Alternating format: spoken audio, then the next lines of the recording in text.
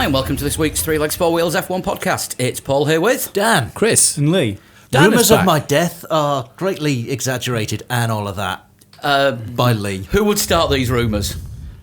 Chris. Lee, that was you, most definitely. I you. can't remember. I'm sure it was you. No, Lee, I think you should make a formal apology for your dangerous overreaction to Dan's health. I'm still trying to work out what I'm going to do with Karma Jorda's. No! She put a form in. She followed the rules of the form. She applied to be the new podcast Dan. of the year. Yeah, new Dan. Right? No.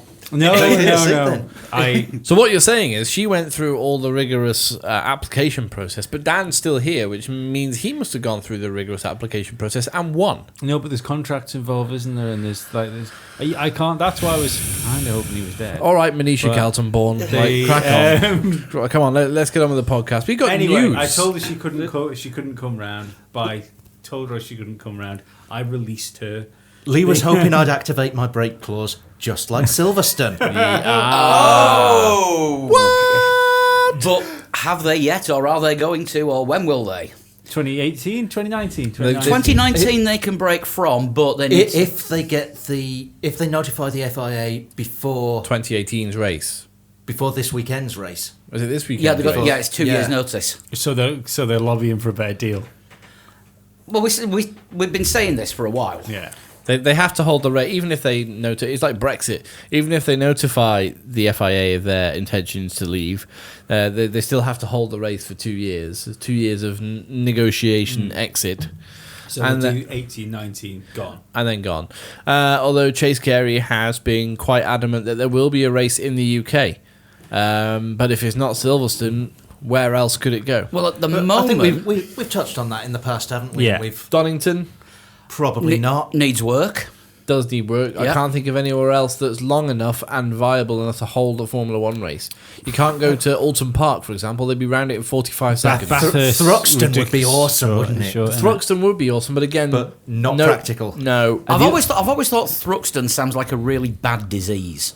Just Yeah, he was laid up for 2 weeks with a really bad case of Thruxton. See now, Brands Hatch needs would need a lot of work, and again, they'd be round it in about a minute and 2 seconds. Brands if that. Hatch needs work and is limited to the number of events that they can have during the course of a year because of the residential areas. It's in a residential area. I'll tell you what else all these other British circuits lack as well. It's circuits, not circuses. They all lack grandstands. Yeah, Knock Hill, terrible example. But no, great example of a racetrack with no grandstands. Good example of a racetrack with hills. It has got a lot of hills. Although yeah. you say that, there's practically no grandstands at Paul Ricard for the majority of the year, and they're going to put temporary ones up for the French Grand Prix next year. but they put them up. Yeah, the difference with Paul Ricard is it's a flat modern circuit, isn't it? It is these days. The undertaking of, and especially with like modern health and safety rules, the undertaking of putting temporary grandstands in, it's like you say, Knock Hill or something like that would be fucking massive. Also, Knock Hill, they'd be round it in about 50 seconds. Yeah. You know what I mean? It's not viable. Donington, for me, is the only place aside from Silverstone that I can think of where they'd be able to go round and do a lap of probably a minute 10, minute 20 seconds. Possibly Circuit of Wales, though. That's just lacking one very important thing. Everything. Yeah. Grandstands, pits, Ooh, I've got it. tarmac. Yeah. I've got it. I know what's going to happen. Oh, money. I know, we've had the Luxembourg Grand Prix at the Nürburgring before, haven't we? And also the Grand Prix of Europe at the Nürburgring before. The British Grand Prix at the Nürburgring. Yes, it's going to have, or where other countries hold races that aren't like San Marino. Yeah, the Grand Prix of San Marino was never in San Marino because San Marino is about the size of my face. So He's got a very big face, ladies and gentlemen. I do. It's true. So the Imola that held the San Marino Grand Prix is actually in Italy, but sanctioned by the San Marino government to hold an event there. And it's the same in MotoGP. The MotoGP of San Marino is in Italy. It's not in San Marino at all. I don't think there are any racetracks in San Marino purely because it's so densely populated. I think I'm maybe going to be a bit controversial here. If there isn't a circuit in Britain that could host it, and Silverstone can't run it because the financials don't work out, there shouldn't be a British Grand Prix. No, you're Yeah, totally right. I know- It I know what's- doesn't have a God-given right No. to have a Grand Yeah. Prix. I know what will happen though if there is no Silverstone. If Silverstone do activate their brake clause, I know what's going to happen. We're going to have a London City Grand Prix. That's Yeah, what. fuck it. No, that's Why? what's going to happen. Oh, it's just going to be no. Did you not just enjoy Baku? Yeah, but London, I just can't see it working. But it would be almost exactly the same. It'd be the same type of circuit. Yeah, but it would be run by London, and Well, Nah, I yeah, but don't as soon as the cars hit the track, it doesn't matter how the races run. Well, yeah, I mean there are places that Formula One goes to that have despicable human rights records, but the races have been good. there's a despicable human rights record in London. They'll let the Cockneys in. No, that's where they're from. They let them out. That's the worst part. What I was actually going to say about the Luxembourg Grand Prix being in Germany. Yeah. I only found this out from watching the Tour de France today. Spa is the closest circuit to Luxembourg. And there are 2 Luxembourgs. 2 Luxembourgs. There's Yeah. Luxembourg City and Luxembourg the country. No. You're thinking of Frank and Andy Schleck. Well, no, because there's Luxembourg, the country, and there's Luxembourg, which is also a province in Belgium. Which Stavelot, which is where Spa is right on the border between The two provinces of- Luxembourg and Liège. It's technically in Liège, but about 5 minutes drive away from Spa, you're in one of the Luxembourgs. Yeah, well- just not the one you're thinking of. Does anybody remember? Spa's not in Spa, is it? The circuit isn't in Spa. It's between Spa and Francorchamps. Which is why it's called Spa-Francorchamps. Well, it's actually in Stavelot. Is it? Yeah. Right. Yeah, the nearest town to Spa is Stavelot, which is right on the border between Liège Yeah. and the other the province of Liège. the province of Liège and Yeah. the province of Luxembourg, which is on the border of the country of Luxembourg. Let's move Does this on anybody before remember? the ages. Does anybody remember, like in the and I'm going back to sort of the early days. I'm getting political and geographical here. Benelux. Anybody remember that? Yeah. Geographical. It was Belgium, Netherlands, and Luxembourg, wasn't it? They all grouped together and said, "Well, we're small countries, and we've grouped together so that we can stand as one against the big countries." And that was when people turned around and went, "Well, Belgium, you already kind of have got the capital of the EU, so where are you going with this?" It's okay. We've decided we don't need Benelux anymore. So, yeah, we've seen it before. Countries holding Grand Prix for other countries. I'm trying to think of the Pacific Grand Prix. Wasn't held in the middle of the Pacific. No, it was held in the middle of the countryside in Japan. That was a 2-hour drive from civilization. It was Yeah. just some rich bloke's plaything. It was. That's literally what it was. He built himself a racetrack and got it sanctioned by the FIA to hold a race. Ta-da! And it was terrible. It was AIDA, the circuit Yeah. that it was at. Yeah. I'm trying. There must be other. This is when we need virtual stat Yeah, man on. the European Grand Prix switching between the Nürburgring, Valencia, Jerez. Well, Donington. Donington. Yeah, Donington held the Baku. European GP. Yeah. Yeah, Donington did hold the European Grand Prix. So that still stands for me as the only purpose-built circuit which could take it from Silverstone with investment. But if there is a clause activated, the only way I can see a Grand Prix staying in Britain is if it's a city circuit in London. That's literally it. I really don't think they should, unless there's a city circuit in London that jumps out and looks really good. Well, they should did it. try and force one to happen. I was just saying, it No, they wasn't did it. bad, was it? The mock-up one they did was pretty good. It was a mock-up between, and I might, because I'm remembering from about 5 years ago now when Yeah. Hamilton and Button were still teammates at McLaren. It was a mock-up between Ron Dennis and Santander, I think, got involved. Was that the one that went up the Mall? Yeah. Yeah. Ron Dennis and Santander, because it was the Santander British Grand Prix. And it was Bernie Ecclestone, I think, as well, who helped to basically say this would be the route of a London City Grand Prix if we had it, and it involved going up the Mall, Regent Street. It was quite. They'd essentially took one of the open-top bus routes and made it into a circus. I think that's pretty much what they did. They want. I don't know if it got close to the Houses of Parliament, but I don't think it went too far away. Of course, using Was it the route Mall. that tourists in films take, where they land at Heathrow Yes, and then go exactly straight past the Houses that of route. Parliament? yeah. It's just Driving along the South Bank, which you can't do. Yeah. Yeah. It's just the BRDC doing manoeuvres to get a better deal because at the moment it's costing 17 million a year, Well, they and had then to- that is going to go up annually until the contract finishes. In current one is in 2028. Well, they had to Se- power play with 17 Bernie, million. didn't they? 17 million. at That the doesn't minute. sound like a lot of money. They had to power play with Bernie, didn't they? A lot, the BRDC, with, Yeah. for Silverstone. And they power played, and then everybody kicked up a fuss, and Bernie eventually went, all right, you can have it for us a little bit less up until this time. And then they signed a long-term contract, which I think is in place now up until 2027. Yeah. With a break clause, which, as we've just stated, has to be activated quite soon. But the...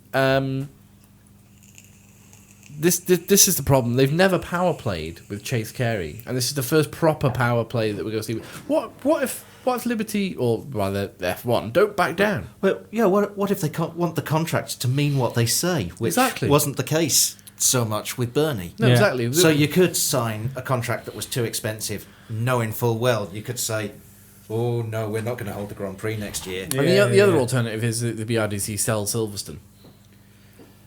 which Then what would they have? You know, Yeah, the problem is, I mean, the BRDC just don't have the money to do this, and they promote it themselves. They own the circuit, and it's the typical British organisation of things. You know, the BRDC is mainly funded by jumble sales. don't forget the problem is that most Grand Prix on the circuit, their country put money into it, and Britain won't put any money into the British Grand Prix. No, No, magic you- money tree. No, No, so there's that's well, we know where no, the we're British- not getting into that. yeah. So the next British Grand Prix has been held in Northern Ireland. Then well, we've got a 37.5 mile circuit here that they could use.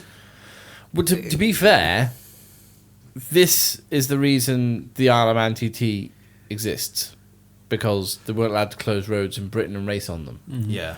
So come over here, comes the Isle of Man, Yeah. Ireland as well. Ireland was still doing it. Well, they still do it now, but I'm going to say Ireland's still got a lot of road racing. Yeah, but they were still doing it on weekends up until I think about 15 years ago. It was still weekend club events. You just go and close some roads and race, you know, where a tractor had been like 15 minutes before.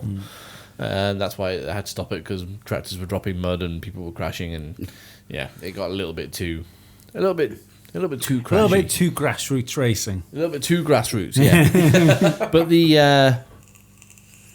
that's the reason that the Isle of Man TT started. But they've relaxed the rules, haven't they, in the UK? In the UK, yes. For local councils to close roads for public events. So that again lends itself more to the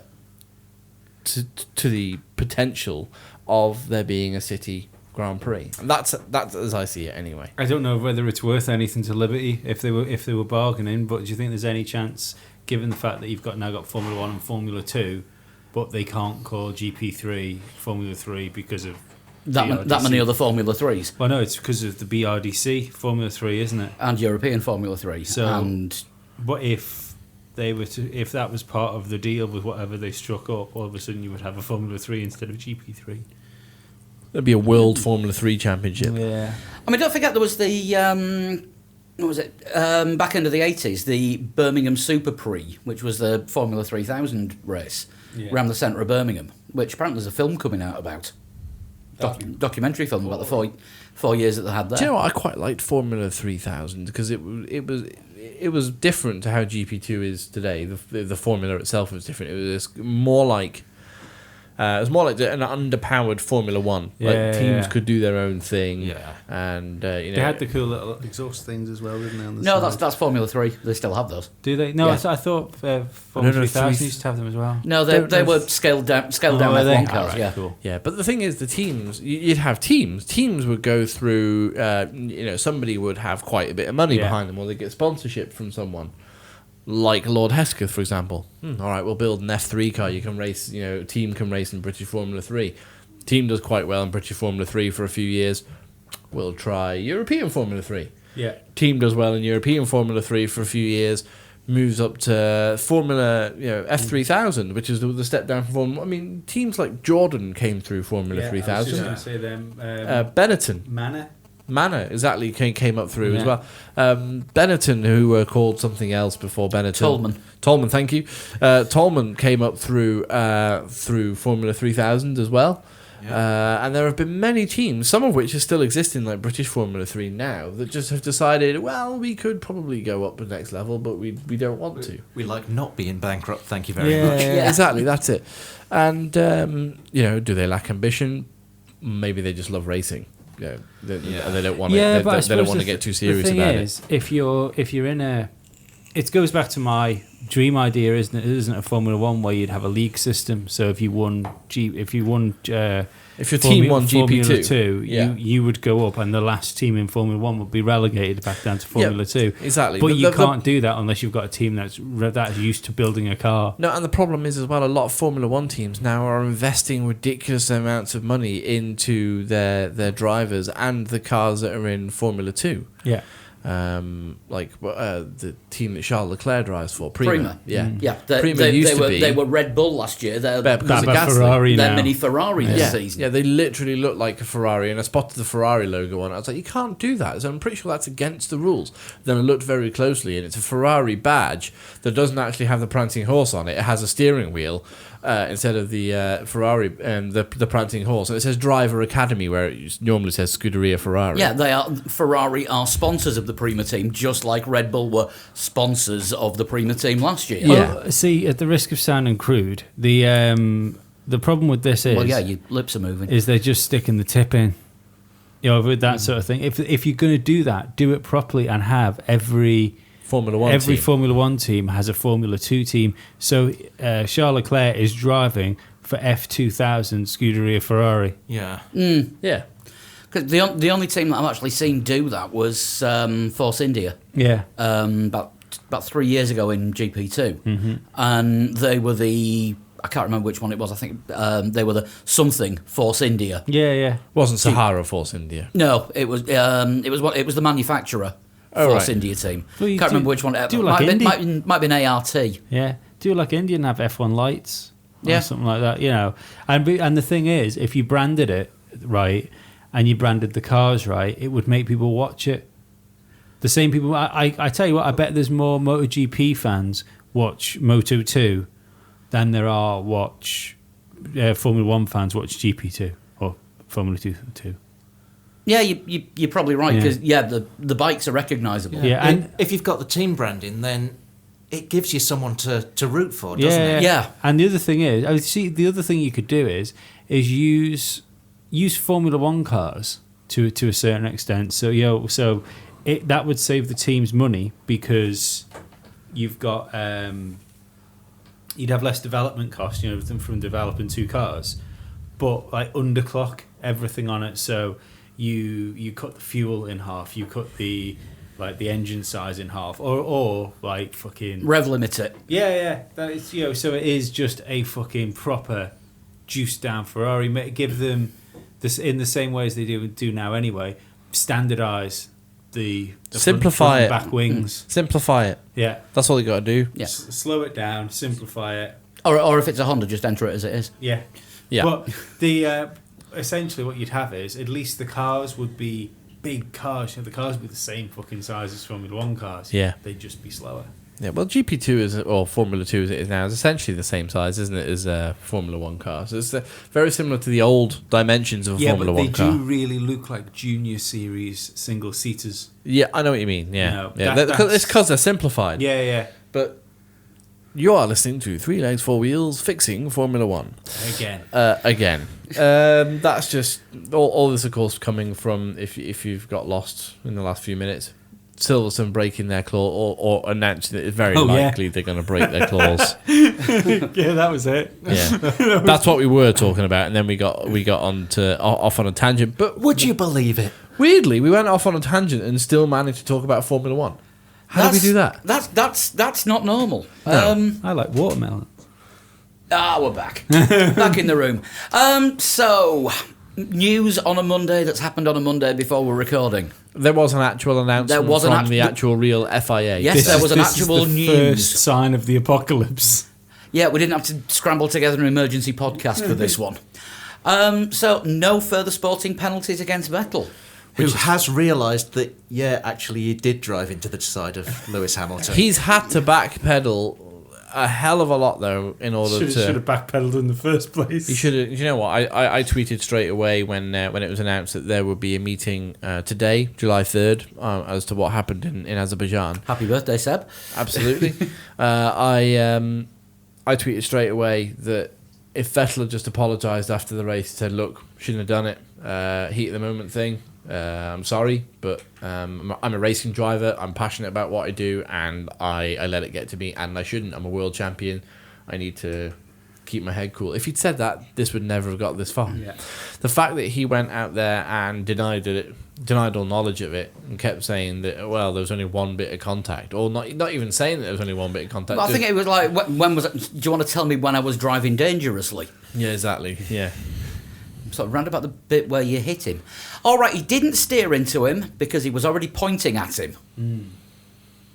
But I mean, that could have been catastrophic for both drivers. Yeah.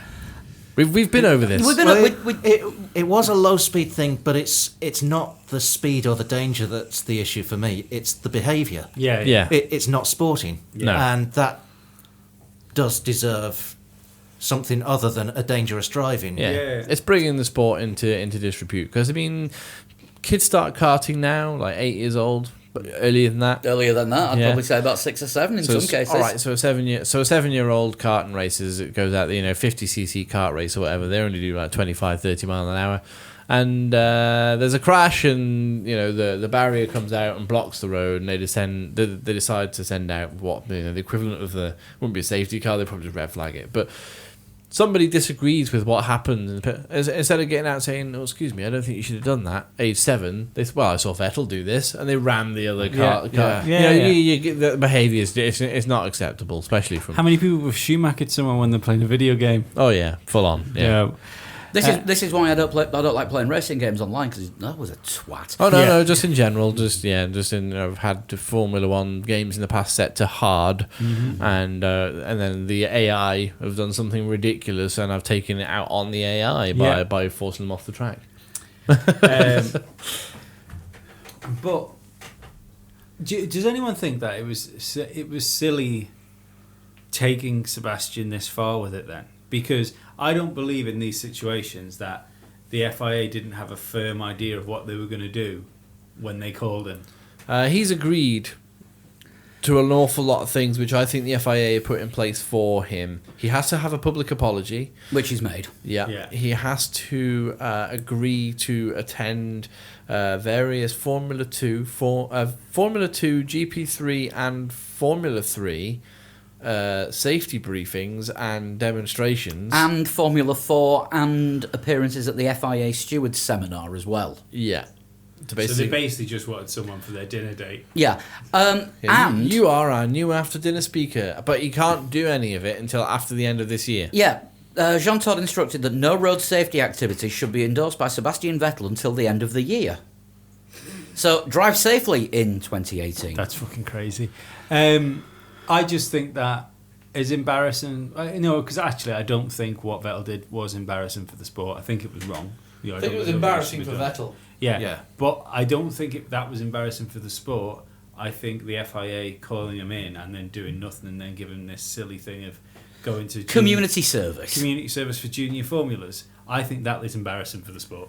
Hey kids, don't be like me. I don't think so. Yeah, I don't agree with you there. No, Lee. I don't. I just think it's stupid.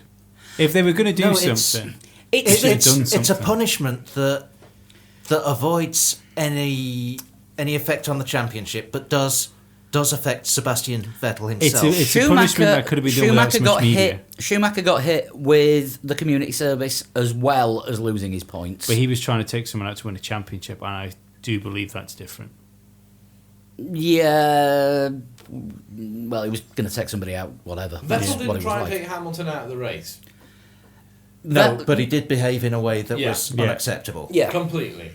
But I do believe that a angry manoeuvre, like you fucking cunt, and then doing something is more acceptable than Michael Schumacher go, he's going to beat me, I'll do that. Yeah. Yeah. Schumacher's had a far greater chance of someone dying. Yes. Yeah. Yeah, that was at a considerably faster speed than behind a safety car, Yeah. just coming off a corner. And while we're at it, can we all agree? Damon Hill was the real 1994 champion. Apart from that, but it is Damon Hill. That in, David Hilbury, sorry. Yeah, that in 1997 at the Hungarian Grand Prix, Jacques Villeneuve overtook him off the track and he should have had a penalty. Yep. Jacques Villeneuve went grass track racing that day. Yeah, You were told to give that position back yeah. in modern Formula One. And, Yeah. if he chose not to do it, he'd been given a penalty and Damon still would have won. Yeah. What have we got next? Ron Dennis. Ron has departed McLaren, as in he's gone. We know he's been gone from the Formula One team for some time now, but he has actually sold all of his shares in McLaren, all 25%. This is from McLaren Technology Group or Yes. whatever they... Yeah, but there's the a whole overarching McLaren, group. Yeah. everything. there's a restructuring of McLaren Group in that McLaren Technology Group and McLaren Automotive, which are two separate companies, are now to merge as one. Yeah. Right. Under McLaren Group, which is The re- going to include McLaren Automotive, McLaren Applied Technologies, McLaren Racing, which is the Formula One team. McLaren Prams. I don't think it's the same company. It's not the same company because if it was, I'd have bought one. Yes. Even before you found out that Laura was pregnant, Yes, I'd have had one. you just pushed the cat round in it. I had a might McLaren in still the buy 80s when they were good. Um, But no, he's Ron has sold all of his shares and he's resigned his position from the board, and that's it. He's gone. He's no longer part of McLaren. The only thing, I mean, it's been coming for a while. He was never just going to stick around and be a bit part player in McLaren, was he? Let's be honest. No. But the only thing that this makes me think is, oh right, Ron's gone. That's kind of sad in a way. After all, the success that he had with McLaren and the dominant period that McLaren had under Ron Dennis. Yeah. 37 years. 37 years is That's a ridiculous, big isn't part it? of your life. Yeah. Oh, Yeah. it's the biggest part of your life. Yeah. But Mind you, I wish I could do something for 37 years and then be given over 200 million for it. yeah. Well, there is that. But this is the thing. What's he going to do next? If only there were some new Formula One teams starting up that he could join. Well, there's not just a new. Or if there was a Formula One team for sale that he could buy and rename, Well- I don't know, Project 4.1. Well, exactly. This is what got me thinking. I was thinking, well, hang on a second. Ron's out of McLaren, so what's he going to do now? Ron's McLaren is gone. Like Dave Redding, the team manager, it's been announced today. I think Dave Redding is joining Williams. Yeah. Under Paddy Lowe. So Ron's McLaren let's is face it. dying on its arse. you know. McLaren restructuring, we seem to be getting rid of anything that Ron Dennis had touched. Well, Yeah. really, the whole of Formula One, the whole of the old school Formula One, yeah. Bernie Ecclestone, Ron Dennis, Frank Williams even, Yeah. those people and the way they ran their teams, it's finished now. The people have risen up and the statues are being pulled down. Yeah. Yeah, but I mean, Formula One, you could argue you couldn't argue against the fact that Formula One is as it is today because of Bernie Ecclestone, but you certainly could throw into the mix with that as well that Ron Dennis has shaped Formula One to be the way it is today. Oh, hell yeah. Yeah, monocoque cars in Formula One is a Ron Dennis McLaren feature to start with. The way modern teams are run, you look at every team like on the grid right now, Williams, Mercedes, Telemetry. Red Bull especially. No, telemetry became Benetton. Was it? That's Tolman. all these top teams started where they were. Well, not started where they were, but started improving what they were doing by copying McLaren's Yeah. procedures and McLaren's McLaren minute developed detail of eye that they have. McLaren developed telemetry back in the days when you could only get information sent back from the car every 10th of a second. Yeah. Rather than it being a constant flow of information being sent Yeah. back every 10th of a second. That was enough. or once a lap. I was going to say, Yeah. it used to be you'd get everything dumped from the car as it passed the pit lane. Yeah. Ice vests. David Coulthard invented Ice Fest at McLaren. Really? You know, the cool Yeah, vest, yeah. you see. Yeah, that was David, That was David Coulthard and idea. McLaren together, was Yeah. it? Well, this is the thing, and this is you know, I remember the talk of everything at McLaren so uniform, Yeah. and it worked brilliantly for years. Now that's gone. Ron Dennis has gone.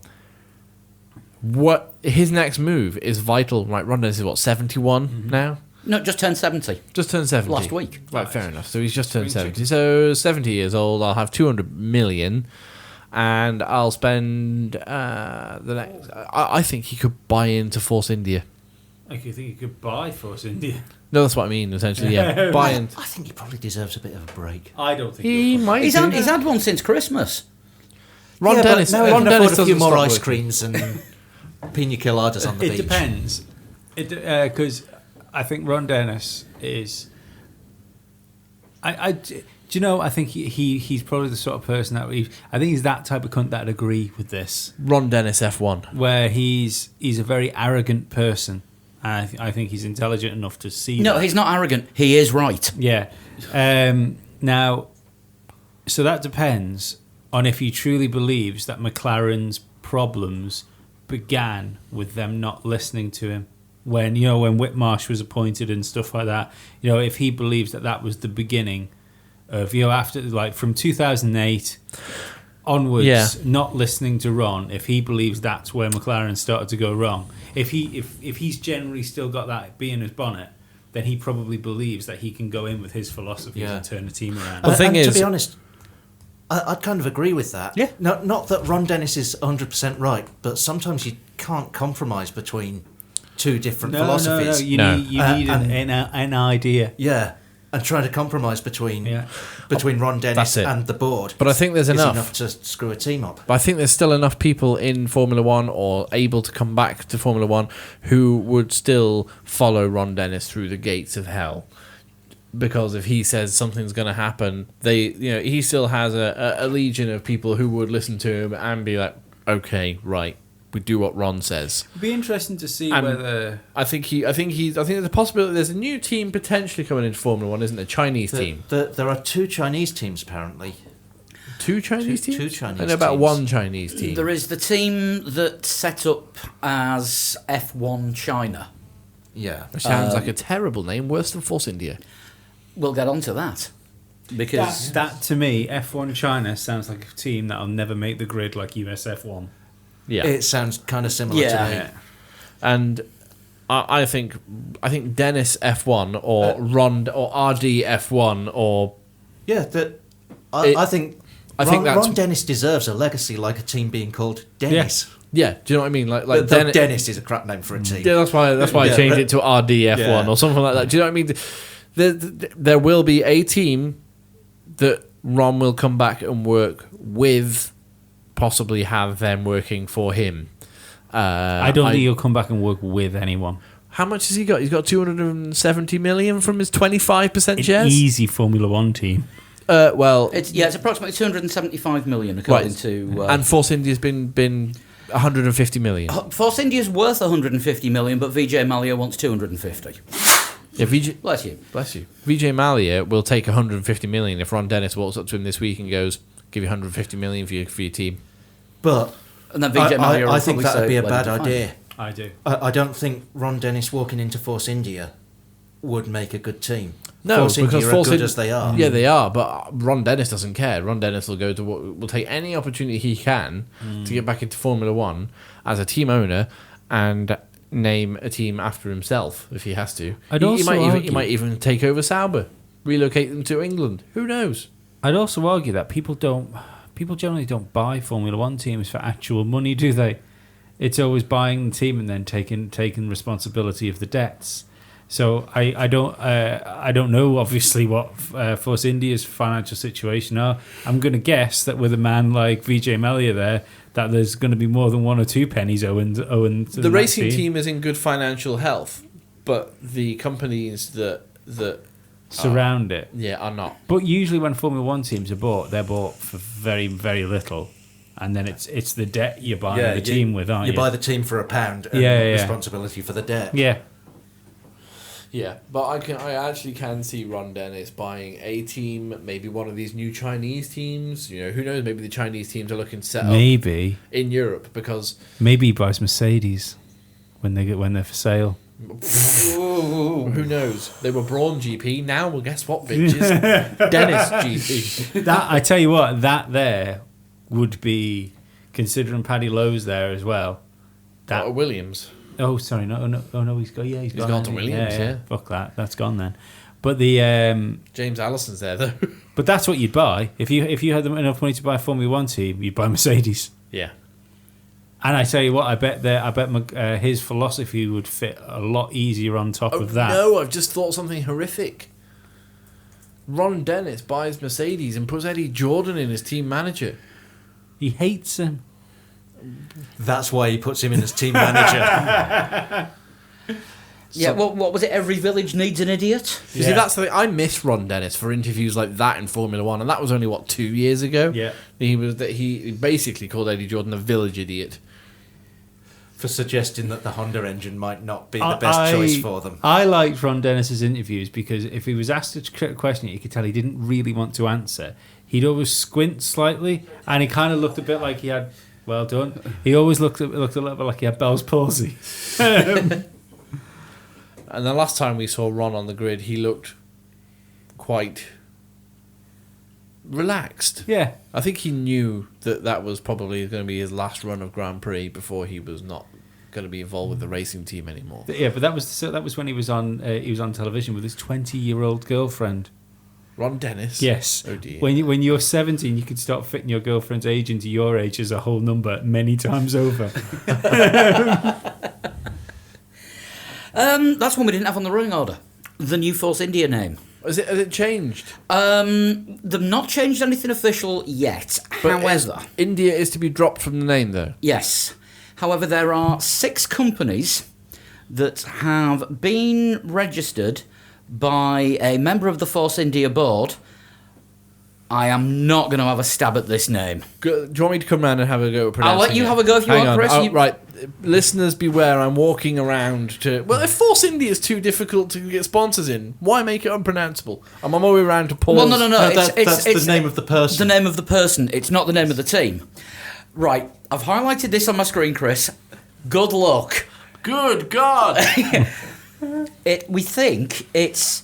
Thiruvannamalai Lakshmi Kanthan. Possibly. Named as the only official. When the 6 names are what? All based around Force One. Force One Grand Prix, Force One Racing, Force One Team, Force One Technology, Force One Hospitality, and Force One Brand. Which suggests they might be thinking of rebranding as Force One. Whatever gives you that idea. They can't do that because then that surely contravenes being called F1. For short. Oh, yeah, I never thought of that. But it's the word one, not the number. So there'd be FO. Yeah. Make of that what you will. Yeah, in their attempts to get more sponsorship because they don't want to be Indian anymore because that's holding them back. Do you think someone got confused in a boardroom? Said, we really need a sponsor. Let's Force One. I thought you were just going to go back to Ron Dennis's 20-year-old girlfriend. No. I got lower than you. No, I had thought about it. Thank you. I just wasn't going to say it. Yeah, bit of a crap name, really, isn't it? Force One. So is Force India, to be fair. It is. It seems okay because we're used to it. Yeah.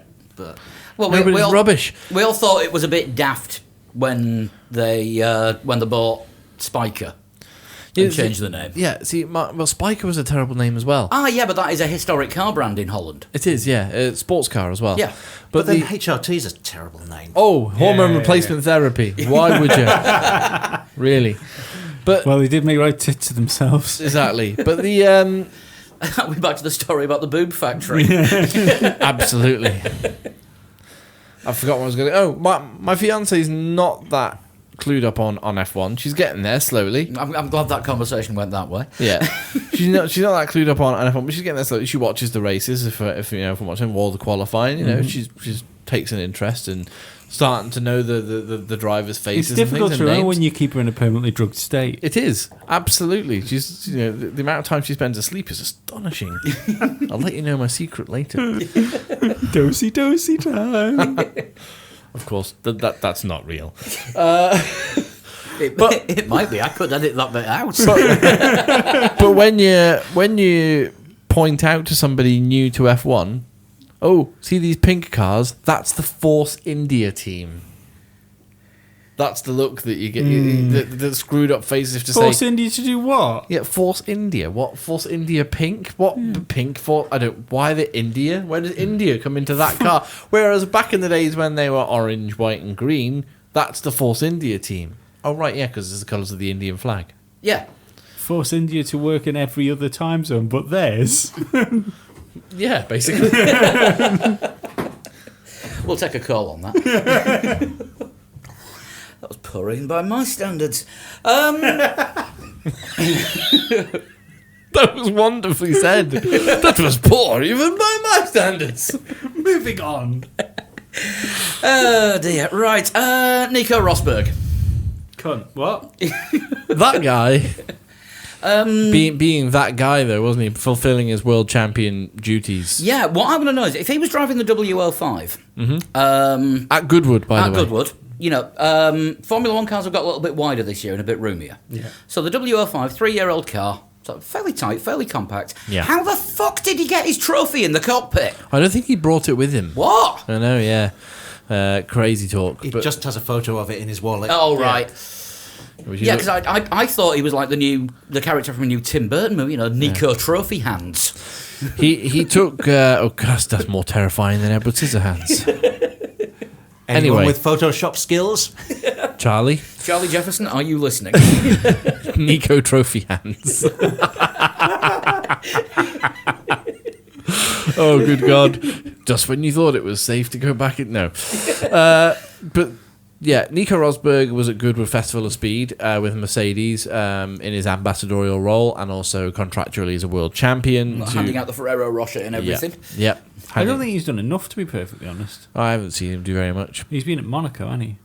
Is that what he's been doing? I think. Doesn't well, he no, live no. there? No, I mean for the race. He was at the Monaco. Oh, Grand right. Prix. Yeah, he was he the- was there because he joined Sky for a bit of punditry and was quite relaxed. But given the fact that he was world champion and decided not to race this year, I think maybe he should have Be made around a bit more. a bit more of an effort for the I sport. mean, Monaco was actually phoning it in. Well, it wasn't. It was shouting off his balcony. Yeah, 18. yeah. Yeah. He He decided did to... Well, he he did look cool as fuck, though. he looked like an architect. No, well, maybe.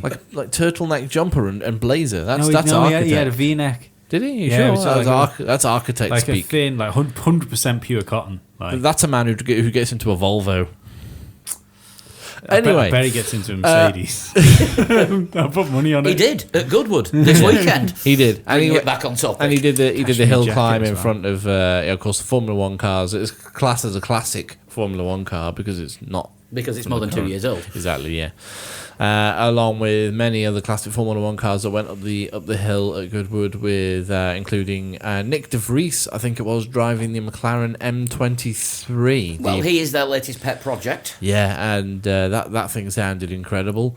Who else was there? Karen Chandok took the FW14B, my childhood hero, up the hill in the Goodwood. I love it when the Formula One cars always kick up a little bit of dirt as well on that right hand turn just as they go into the open space, because they always just cut that corner just a little bit and kick up loads of dirt. Yeah. Rosberg- Talking of that right hand turn, NASCAR fans, you now cannot say anything. No, you cannot. If you were wondering why, then just check out the tweet that Paul posted on Sunday. Yes, Yes. just after it happened, where the NASCAR, in all its glory, Ish. starts, goes for the right, can't make the turn. Hello, barriers. Yeah, first turn is a right-hand turn. Oops, it went left. So yeah, Rosberg did the hill climb in the W05. Bottas was there as well. Valtteri Bottas was doing donuts in the same car. I don't know if it was exactly the same car that Rosberg was driving or whether there were two W05s there. But Bottas posted a picture of the tyres after he'd been doing donuts and was like, "Oops, I kind of ruined some tyres," and he really ruined them. They were down to canvas. Yeah. So Bottas putting on a good show for the fans of Goodwood. I've never been to the Goodwood Festival of Speed. I think I quite enjoy it, although there appears to be a lot of people there. And I did post a picture to the group chat, and I did find out what it was for. There were banners all over Goodwood Hall saying Eccleston. I thought, good God, he's taken over. But no, actually, it was celebrating the era of racing under Bernie Eccleston. Hence why all these classic cars were going up the hill climb. Sounds like Mosley might have put his banners up for him by the sounds of it. That's what I've got in my head. Maybe. Maybe. It was a simpler time. Everyone did what they were told, or else. I think that's probably about it for the news this week, unless anyone's got something that we've not noticed. No, I don't think so. No. No, I don't think so. Is it time to preview an Austrian GP? I think it is time to preview this weekend's Austrian Grand Prix, At Spielberg. the Red Bull Ring, Yes. where they say they're crap every year. Formerly the A1 ring, formerly the Österreich ring. Shortest Grand Prix of the year? I think it might be. It's It's either that or Monza, isn't it? It's a very short lap. I think. You know what? I think Austria is shorter. It's also up in the mountains. It's not. I don't think it's as high as Mexico City, but it's one of the highest Grand Prix as well. It might be a shorter track, but it's like Monza's fast, isn't it? Yeah. Yeah, I think the Monza track is longer, but a hell of a lot quicker. Yeah. Isn't Monza something like 60 laps at 1 minute 20? Something like that. And we're looking at 78 laps of the Red Bull Ring at like 1 minute 10-ish a race pace. Yeah, I think the record Paul's just doing is some 108. Googling. Does anyone else hate it when you get short races? Like, short is in time? Not I always usually, kinda wish because that. sometimes I think that long races can be, if you get a long race and then you get like a bit of a lull, especially between pit stops because they're just waiting for pit stops, then I think that kills it a little bit. Short races can often be the best ones. Yeah, I don't know what it is. I like that sort of hour, almost 2 hours of sat in front of the telly watching a race. Yeah. Generally. Yeah, when they're finishing in 90 minutes, it does feel a bit too short. I kind of wish that maybe they scaled up, to the so there was like we have like a maximum race length, don't we, of 2 hours? Yeah. Maybe there should be a Minimum race length, of yeah. like an hour and a half. Yeah, I'm just looking at, say, What about the 2.6 mile circuit this year. It's actually 2.683. It's shorter by 0.005 miles. Wow. So Okay. they've shaved a corner. Fair enough. But the I tell you what, be fast with these new cars. will be Yeah, I think we are going to see a new lap record. What's the lap record? 108. 108. Is that Barrichello? 108.3. Schumacher Michael Schumacher, of course it in is. 2003. But that was the previous configuration without the shaved corner. Have you got the fastest lap for last year there? I knew you were going to ask something like that. This is the fast hands of Paul here on the old Google machine. Yeah. But what you're saying there, Lee, well, if I could just interject whilst Paul's doing that, about races having a minimum length, does that not then lend itself to more of the genuine Formula Lee, if Lee were to take over Formula One, of having a sprint race and a feature race? GP2 Formula 2 style. But I wouldn't want to sacrifice the laps of the feature race to have a sprint race. But you'd need to play about with engine regulations and how many Yeah, components yeah, you've yeah. got, blah, blah, blah, blah. Right, last year's times. Lewis won and got pole. What was his pole time? His pole time was 107.922, and his fastest lap, because he did the full slam, was 108.411. So just like a tenth of a second slower than Yeah, Schumacher. on lap then. 67, just before the event. I see, yeah, where Rosberg decided that corner was a lot bigger than it was. Yeah, So we could be looking at like a 125, 126. 105. 105, 106. 106. I think we'll be possibly looking at the sort of high 105s, low 106s for pole.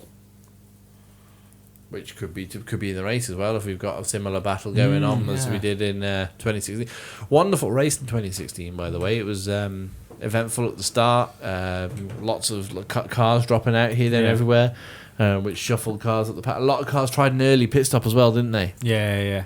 Was that last year that Vettel's tyre went bang and put him into the barrier as well? The undercut works really well around here, doesn't it? To what, sorry? The undercut works really well. Well, everything's changed around this year, isn't it? Oh, yeah, I suppose Yeah, so. undercuts and overcuts. No one's quite sure which ones it's going to be. So, Undercuts, overcuts, wobbling free. Exactly. Overcuts, undercuts, wobbling free. Yeah. The brake issue as well. Do you remember there was yellow Romain flags? Grosjean. No. It was Perez who binned it on the last lap after being told to cool his brakes for the last 4 or 5 laps. And then didn't, and Crashed. Then Yeah, which caused the yellow flag, which stopped somebody overtaking some. Was it Verstappen and Ricciardo? Was it trying to overtake each other? I can't remember. It was an exciting race. It built, and then right at the end there was all this action going on. Was this the race where Rosberg tried to go around a corner via Sweden? Yes. Right. Yeah. Yeah, that's the one. Yeah. He was battling for the lead and ended up coming fourth. Yeah. Got a 10-second penalty, which left him fourth. So where have we heard that before? Oh, I don't know. But yeah, where it's a complete change of circuit, isn't it? Going from fast Canada and relatively quick Azerbaijan. Yeah, we're now at like a short sweeping corner, long fast corners, couple of short straights, heavy braking zones. There's one heavy braking zone into turn 1, another one into turn 2, another one into turn 3, and then Grosjean's fucked. Oh yeah, Yeah, and Haas are not going to have a fun time of things this weekend. And the last 2 corners are like brake and turn at the same time. So wouldn't it be funny if they go through qualifying, go through qualifying, he qualifies wherever it is, do all the race preparations and stuff like that, wheel the car out and just stick petrol on it and set it alight. Jenson Button started second last year as well. Was that 2 years ago? I'm going to 2 years ago. Yeah, you're making me look things up. No, I'm not asking you. I'm asking Lee. Lee should remember Might this. have been last year, Fifth last year. Well, no, but then everybody in front of him got penalties, and he ended up on the front row. Yeah, and he was second for all about 2 or 3 laps. 2 or 3 seconds. Yeah, He started third because Rosberg and Vettel both got penalties. I think he started on the front row. Yeah, I'm pretty sure he started on the front Yeah. row. No, according to the race report, he started third. Hamilton took pole and started first. Hulkenberg finished third in qualifying and started second. And Button came fifth in qualifying and started third. Rosberg would have been second and Vettel would have been fourth, but they both changed the gearboxes. Right. Fair enough. But the And then Felipe Massa had to start from the pit lane as well. yeah, so plenty. Car balance is key around the Red Bull ring, which is weird that Red Bull themselves struggle because they used to be the kings of being able to find the perfect On balance paper, for their it car. should be a Red Bull circuit, shouldn't it? It really should be. I think and it's only again, called we can't call as to which team's going to have the advantage here. I mean, are Red Bull going to be the ones to sort of nudge Mercedes? Or are Red Bull going to be past Mercedes? I think Ferrari are fucked. Do you? Yeah, and I think that's why I think the pace they showed in Azerbaijan proves that and just the way they held themselves proves that the tyre issues that were bugging them, and the little gremlins they had, that they might have got on top of, and I think that's why Ferrari have seemed closer to Mercedes, not because they've actually made a step forward, but because Mercedes might have mixed themselves up slightly. We'll see here, but if it's a similar gap speed-wise here to Mercedes, and this is another reason why I think Vettel reacted the way he did, is because he knows from here Ferrari's title bid almost, I'd argue, is gone. Have Ferrari thrown all their coins in a little bit too early, and Mercedes have just been No, I holding don't back? No, they scrapped the token system. Fucking hell. I don't think they have as many coins as we thought they had. Yeah, they're running out, whereas Mercedes are still got pockets full. Yeah. yeah, we don't need to throw everything at it yet because we still got pockets full. If I'm right, it's going to make for a fucking boring championship because It's going to be Hamilton from here on out. yeah. I kind of hope it's dunno. not. I think the Red Bulls might start to come through. I know they've They're said that beginning they're to, not aren't planning they? to, but yeah, But there's no Renault upgrades. that's what they've said. Renault have officially denied putting a major upgrade together for the engine for this year. So because they've officially denied it, I don't think they fucking care. I think they've got their own team now, and that's what they're like. Ron Dennis said that you're not going to win a world championship with an engine while there's a works team on the grid. They're not caring about what's happening. They are putting everything together to build their Renault car, and if that means that they work on the engine while they work on the new car, so it all fits nicely together for next year when probably Fernando Alonso's in it. because that's been officially denied as well. Yeah, if Yeah, but that's where, that means Fernando Alonso's driving for every team next year. Oh yeah, well he might do. Driver for hire. I think he'd drive for every team but McLaren. And then McLaren would be awesome. Yeah, oh yeah, absolutely. Yeah. I When, think, when I was a kid, a long time ago, we had these things called comics. Don't know if any of you have heard of those in the dim and distant past. I read about them in a history book. Oh right, but mine were made on paper instead of like cave walls. you've already done that job And tonight. my protagonist wasn't like a man chasing an elk. Desperate Dan used to hunt cows. Yeah, I suppose so. There was this one character in a comic, John Stark, football mercenary, and he played for a different team every week. Football mercenary. That's what it was called. I am John Stark, football mercenary. Footballer for hire. And he played for a different team every week. And I reckon Alonso could try and do that next season. I don't really. No, nobody does. That story was fucking worth it for John Stark. Look him up, he's a thing. Fucking Tony Stark's grandfather. Might be. Who knows? I think I know actually. Yeah, it wasn't a Marvel comic. No, that wasn't a Marvel at all. But It was in a comic called Scoop. yeah, I think that's what Renault are doing as a company. I think are doing that whole like consolidatory year. Yeah. To get because that's the only way to make big gains, isn't it? When we're honest, is to Small steps. Is to sacrifice a season from the beginning.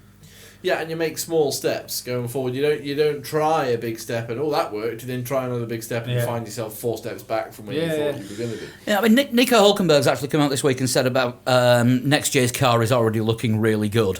Yeah. And it's a lot of steps on from this season's. Well, because they know that chassis-wise they're not going to catch Red Bull this year. Yeah. They're hoping, aren't they, to challenge for the championship by 2020. Yeah.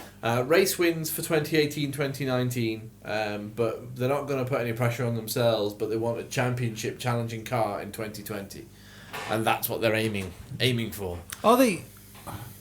If we take Ferrari out of it, yeah, because we're still a bit unsure. Because I'm starting to come to the idea now that maybe Ferrari haven't made a massive step forward. They're just still where they are, and Mercedes just got a bit mucked up, like I said. But are Renault the only team on the grid which have actually made like a proper step forward? Everyone else seems to be where they were. I wouldn't say. Well, apart from Williams, who have obviously sort of dropped a little bit. Yeah, but they're still in. I mean, like relative, they're still in that battle with Force India, like they have been. Sauber scored points, but they scored points last year. In like the third to last race, second to last race. Yeah, when everyone else had fallen off the track. But they didn't fucking race everybody to score the points they got. There was shenanigans involved. So Sauber are sort of still back there with McLaren, where they were. I don't think Renault have moved forward that far. Do you not think that just as a car? I mean, don't forget you're still on their day. They're arguing with cars to get into the top 10. They weren't last year. Yeah, that's a good point. Like last year, it was like, oh, they might score a point. Yeah, and Hulkenberg's been in Q3 a couple of times. Yeah, I think Renault have made a bit of a step forward. Not a huge one. No, that's what I mean. I don't mean like, But, not a but that's how you do it. That's But how you make progress in Formula One, is small steps. They seem to be the only car. I mean, them in Toro Rosso. Toro Rosso have made a step forward. I'd say Haas have made a step forward as well. They're inconsistent as hell, and they've got this brake problem. I'd argue that they But- looked better yet last year. They looked better right at the start, and then where were they? Yeah. After the first race. Well, I mean, if you look at it, Renault have actually scored more points this year so far than they did all last season. Renault Yeah. finished on 8 Yeah, points last yeah, year. They're on 18, Yeah. so they're in a better position already Yeah. than they were when Well, Nico things. Hulkenberg's a much better driver than Kevin Magnussen anyway, but Yeah. it can't all be down to the driver. There has to be some car improvement there as Yeah. well. Yeah, Haas, I would say, have improved as well because they're only 6 points off what they got for the full season last year at this stage now. Good stuff. Yeah. So Renault and Haas have improved. That surprises me. By Well, Haas are really, really inconsistent, but at their best, they're better than they were at their best last year. Maybe that's why we're not noticing it so much. That it's only one car that's doing well at a time, and only every Good other God, week. Every Kevin other race. Magnussen after that last restart in Azerbaijan. Good God, where did he pull that from? Yeah. He was nowhere. Then he was third. It's, What happened? it's called almost crashing and then accidentally overtaking. Yeah. I think what's happening with Haas this season is that it's only one car a weekend that's doing well. Yeah. But Well, I won't care every other weekend. yeah, one car every other weekend Yeah. does well. But when they're doing well, they did better than the one car doing well last year. Yes. Yeah. So they've moved a little bit further up. Yeah. So have Renault, but it's left both teams in the same position, battling over seventh. And Renault are slightly harpooned in the fact that they've got a bit of a Williams situation, haven't they, with their drivers? Williams a few races ago, because let's be fair, Stroll's done well. Yeah, one quality driver, one. Yeah, we're not sure about this one. Still think he'd be 15th without shenanigans. To get the points, you've got to put the car in a point Oh scoring yeah, no, position. But- that's grand. yeah. But Which is I something felt that- people were lost it a little Which bit. is like something that. that Jolyon Palmer needs to learn how to do. Yeah. Right, Azerbaijan off. That was just bad luck. Well, he said. Let's be fair. He has had a lot of bad luck, and there has He been. is having Webber's luck, isn't he? There's been a lot of tests that practices he's had to miss because of mechanical issues. He's gone into fucking qualifying a couple of times without having a lap under his fucking belt at the circuit. It's not all his fault, but he does He's need- had a car that decided to brake Yeah. on the main straight for no apparent reason. The I only- don't mean fall apart. I mean the brakes went on. Yeah, the only thing I'd argue is that great drivers, and I must say this is unfair to say because not every Formula One driver is a great Formula One driver. You can still be a good Formula One driver and have Felipe Massa's career, for instance. You Yeah. know, it's just solid there for years. Champion for 30 seconds. But great Formula One drivers can crash in P1, have a breakdown in P2, and then go and stick it third on the grid. You know, I know he hasn't got the car to do that, but like mechanical problems bounce off. Schumacher was Yeah. the perfect example of that. Any problems he had would somehow help him finish higher up in the race than he would have done otherwise. Yeah. I mean, Fernando Alonso. Yeah, that's exactly what I was just about to say. We'll see how well McLaren can do in here. If we have a look at the team sort of going from the back to the front They've got for a the new preview. lump as well, haven't they? New lump in the back. Three-spec engine, is The it? three-spec Yeah. engine, the one that Alonso ran in Friday's sessions in Azerbaijan. Yeah. Which was okay, and then they Yeah. decided to take it out. He was like sixth on the timing sheets, wasn't he? Something like that. At a speed where power is Yeah. definitely Yeah. needed. So they've obviously Less so in Austria. It's more of a balance, as I say, circuit. So McLaren, is Van Dorn getting it as well? Yeah, both drivers are getting it. So they've obviously worked out that the gearbox failure that Alonso had with the third spec engine wasn't related to the engine, and it was just pure dumb luck. Are they starting at the back of the grid? They're going to have to because these are going to be all new components. Or it will be for Stoffel. I think Alonso's not going to get the full whack of penalties because He stuck one in. he had the Yeah. engine in, and then the second spec engine that he used in the race was a new one. Yeah. Right. But it'll be new MGUHs for both of them because they used an MGUH last week. So so I wonder if that's what they did it because they stuck one on for him, which got him penalties anyway, didn't they, in Azerbaijan? No, the third spec actual internal combustion engine wasn't taking him over his limit. That was number 4.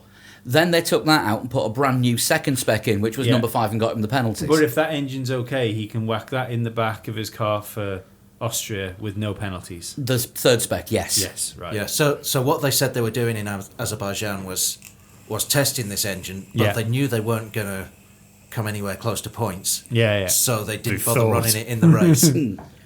Unless civilization collapsed. I wonder if that's And then what... civilization went and Yeah. collapsed, and he got points. You know when Alonso came over the radio and he said, we could have won this race? You know, when Yeah. everyone was crashing out. Do you think he said that thinking of the upgraded engine? No, I think he was thinking of like having a completely engine. different. Yeah, yeah. I don't. it is hard to tell what he meant from that. Yeah, But Yeah, this is a real shame because we could have won this race. yeah. But Maybe he was, thinking Joe, about yeah, it. it makes more sense that Yeah. he was talking about Having the new not Honda, a Honda, yeah, the Yeah. not a Honda, possibly. because that it doesn't make sense saying that because we could have won this race if we were Mercedes, we Do you could have know won what? this race if we were Ferrari. Do you know what was that? The one slip of the quiet confidence where Alonso, when Alonso said this is like one of the most positive weekends we've had, yeah, and really this is one of the worst we've had. yeah. Do you think that's what Alonso was? Do you think that was his quietly confident slip when he was Yeah. like, we could have won this? Yeah. And it got transmitted, and then afterwards somebody would have pulled him to one side and said, when you said on the radio we just could have won this, we know you were referring to that third engine, but it got broadcast. You know? Yeah. Oh, crap, I forgot that they do that sometimes. No, you didn't, Fernando. Every time you say stuff, you know someone's listening. Yeah. GP2! no, he mentioned it. He might have mentioned it once, but he thinks he got away with it. Fucking easy tenor on Alonso for a podium this weekend. Then Yeah, yep, are we all Yeah. doing that? All right. Yeah. Okay. Fair enough. I'm doing it. I don't care. Van Dorn as well. Yeah. Okay. Next up, we have Sauber. To be fair, not doing bad. Not doing bad. Ericsson Wehrlein fallout is going to continue, isn't it? That's been quietly swept under the rug for now. There's been no mention of it publicly, so that means they are still ripping each other's throats out in Well, private. Realistically, the team should be treating it like Ericsson got the point for that. He was in the points position. yeah, They swapped them round. They then couldn't swap them back. I still don't stand by that. They didn't swap them round. He had to overtake him. Okay, yeah. Yeah, the instruction was swap. The instruction wasn't hold station, block, and scatter the road with more carbon fibre. Yeah. The instruction was swap, and after a lap or two, they were in the opposite order to the order that they were when the After instruction they came hit through. each other. Not with all the same bits on each car. They hit each other quite horrifically going into turn 4. Yeah. And my first thought when that happened was, oh, another safety car. No, it was 3. It was into turn 3 at the end of the DRS bit. Because they both had DRS. Yes. And one of them was way overlapped the other one. I think it was Ericsson was overlapped Wehrlein, and bits of Ericsson's Yeah. front wing went all over the. Well, let's change the racetrack. scenario here. Yeah, Lee and Dan are out for a walk. Yeah, All right. Lee realizes he's got no money on him. He turns round to Dan and says, Dan, lend me a tenner, then promptly beats him over the back of the head with a baseball bat and takes his wallet. This sounds plausible. Dan did not lend me a tenner. Lee stole the tenner. Yeah, that's a very good way of putting it. Yeah. Yeah, there's still going to be fallout from that. Yeah, but with it being a balanced track and Sauber being so confident in their aero capabilities, they could be hassling the sort of 12th, 13th if we got a full field of cars. Sauber. Dunno. It'd be hard for them to score points if you got a full field of cars finish. Yeah, the problem is they are just in absolute chaos. Unless Ruth Buscombe can pull out another one of her miracles by stopping them on the first... Because cars did this last year. They stopped on the end of the first lap, got rid of the tyres they didn't want, and did the rest of the race on whatever tyre was quicker. Yeah, And we've got harder tyres this year. She's Yeah. probably going to go the complete other direction, and they're going to get 5th and 8th on a 9-stop strategy each. With See, like 15 safety cars. Yeah. it might be a good race for the other driver that isn't Ericsson. Pascal Wehrlein. Yeah, to show where he's got, because if they are given that sort of strategy where he's just he's essentially on his own putting laps in. He's very good at that. I don't think he's gonna fucking win the race. No. But I do think he'd be well up the road from Ericsson. So podium for the Saubers as well. Yes. There are only 3 podium places, and we've already given them to both McLarens and a Sauber. If we bet on every driver to get a podium place, we're going to win. No, we're not. That's not how betting works. Technically, we will win. We will win 3 of those bets. Yeah. Out of 20 of them. Yeah, we'll lose 17 of them. It's the winning that counts. Ron Dennis is alive and well. And on this podcast, in the shape of Dan. About 250 million.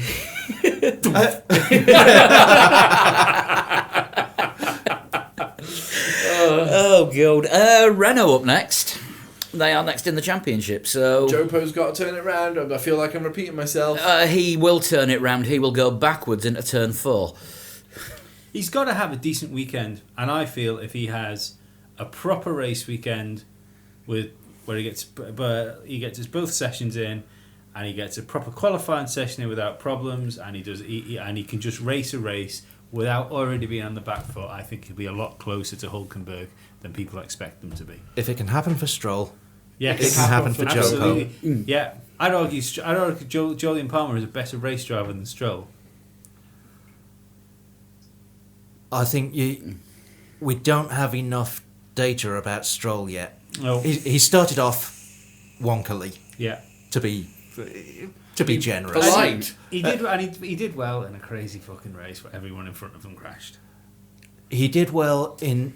It's not the second place that's the important thing at Baku. It's that he was on terms with Massa all weekend. Yeah, and he out of Yes. all of the drivers who made mistakes in practice sessions, I think he actually made the fewest amount of mistakes. Yeah, he did. He did well. I'm not taking that away. I just don't think that a world champion does not make. No. Yeah, there are so- some people who yeah. there are some people who've gone a bit Max Verstappen with Yeah, it, aren't they? You know? and it's.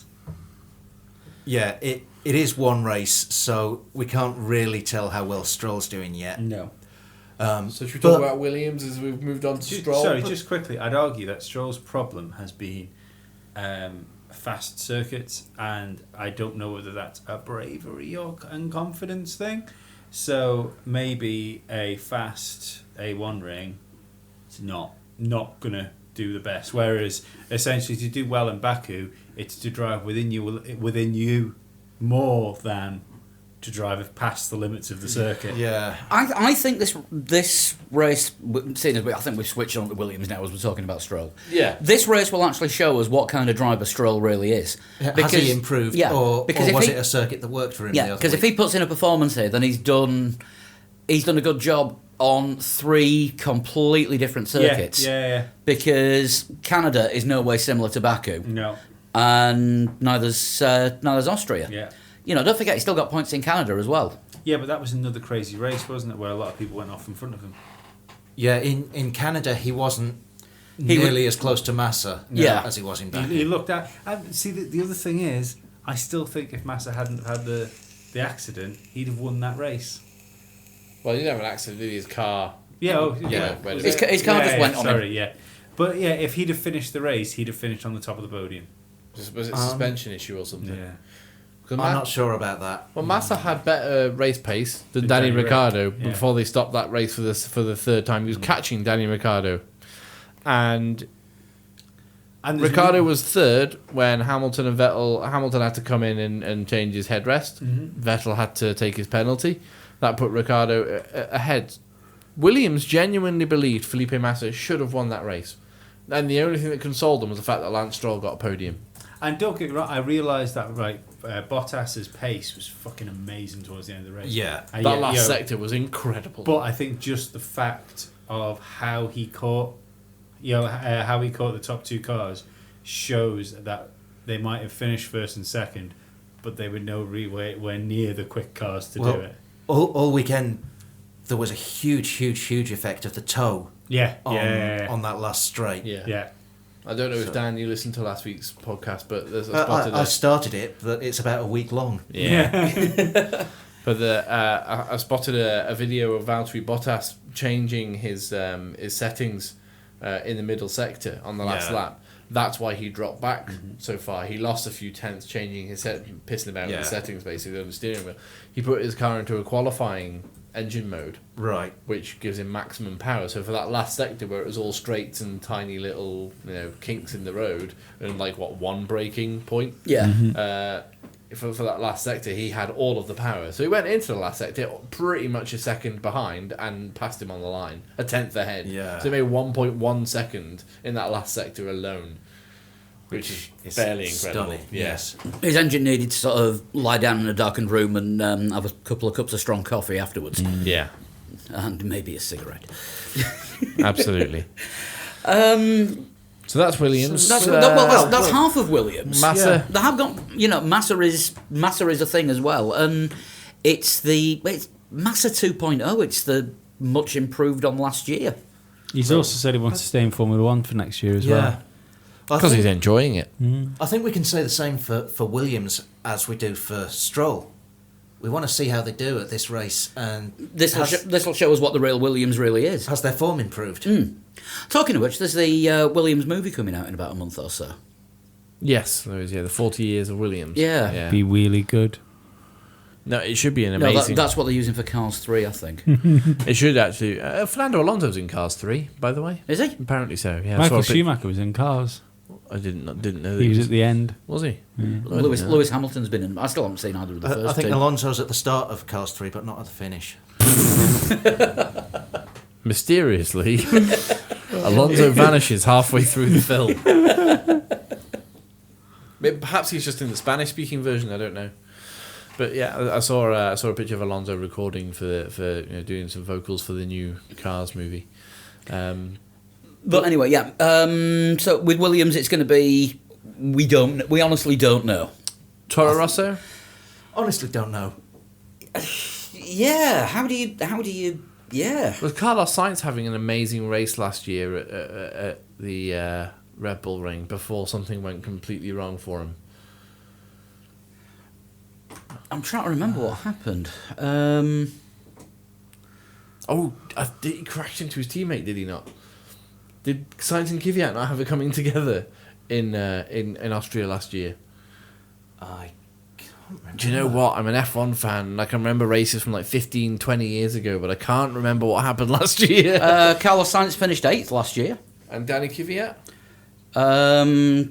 Finished 2 laps. So no, it wasn't racing. Started from the pit lane and broke down after 2 laps. Oh god! So he did basically what happened at Azerbaijan then. Yeah. This is when Kvyat last year was having his very, very poor run of form, though, wasn't it? This is when it was broken Kvyat after the demotion. Yeah. And it took him until the summer break to actually. Broken Kvyat was my favourite Kvyat. I think Sainz should score points in the Toro Rosso. You're not putting him on the podium as well because there's already like about 8 drivers on there. so far. Alonso is a potential for an outside podium. What, finishing outside the podium? He's an outside bet for finishing on the podium. Depending on that Spec 3 car or whatever it's engine or whatever it is, the Honda claimed. I'm not saying it's going to be the fixer of all problems. No, the chassis improvements as well on the McLaren. But we've gone back to talking about McLaren again. Yeah. We were talking about Toro Rosso, and again, I think that it's going to be an unknown quantity because that the car just doesn't seem as good as it should be. It should be. And a lot of that is down to there's a bit of friction in the team as well, as we've sort of alluded to on last week's podcast. Hopefully they can unify and get a good result for both cars. Yeah. Haas, easy one, double brake failure. It's either going to be double brake failure or both cars in the top 8. No, double brake failure. Haas. Yeah. I think so. If the race is not No, halted because by... Magnussen hasn't been suffering with brakes, has he? It's just been Grosjean. Magnussen has had the occasional... I think he'll finish. I don't think Grosjean will finish. I think the problem that Magnussen has with the brakes is the same as Grosjean. He's just not as vocal about it. Or the producers of the World Feed, who control what radio messages we hear, FOM. have decided that is the storyline of the season. Perhaps, maybe. You know, Yeah. is it creative editing? Yeah, of course it is. Yeah, they dramatize radio messages to give you a story as the race unfolds Because Grosjean said, and as actually, the season unfolds. Grosjean said during the Azerbaijan weekend, why is there all this focus on my radio messages? Yeah, And because you look like Beaker. you know, I think Magnussen is having the same issues. It's just that Grosjean is more sweary and therefore more Entertaining. noticeable. Yeah, he's Magnussen's probably quite relaxed on the radio. I've got a problem with my brakes. Brakes are going again. Rather than brakes are letting me go. This car's dangerous. I'm going to die. Yeah, tell me to stop. Yeah. That's why. That's why you get that creative editing, and we hear more of Romain Grosjean's messages. Mm-hmm. But if the race is not interjected by safety cars, and I'll put this in Lee's terms. Oh, Yeah. Magnussen can take a bump, but he's not as good on the mic. right. How about that? I get that too.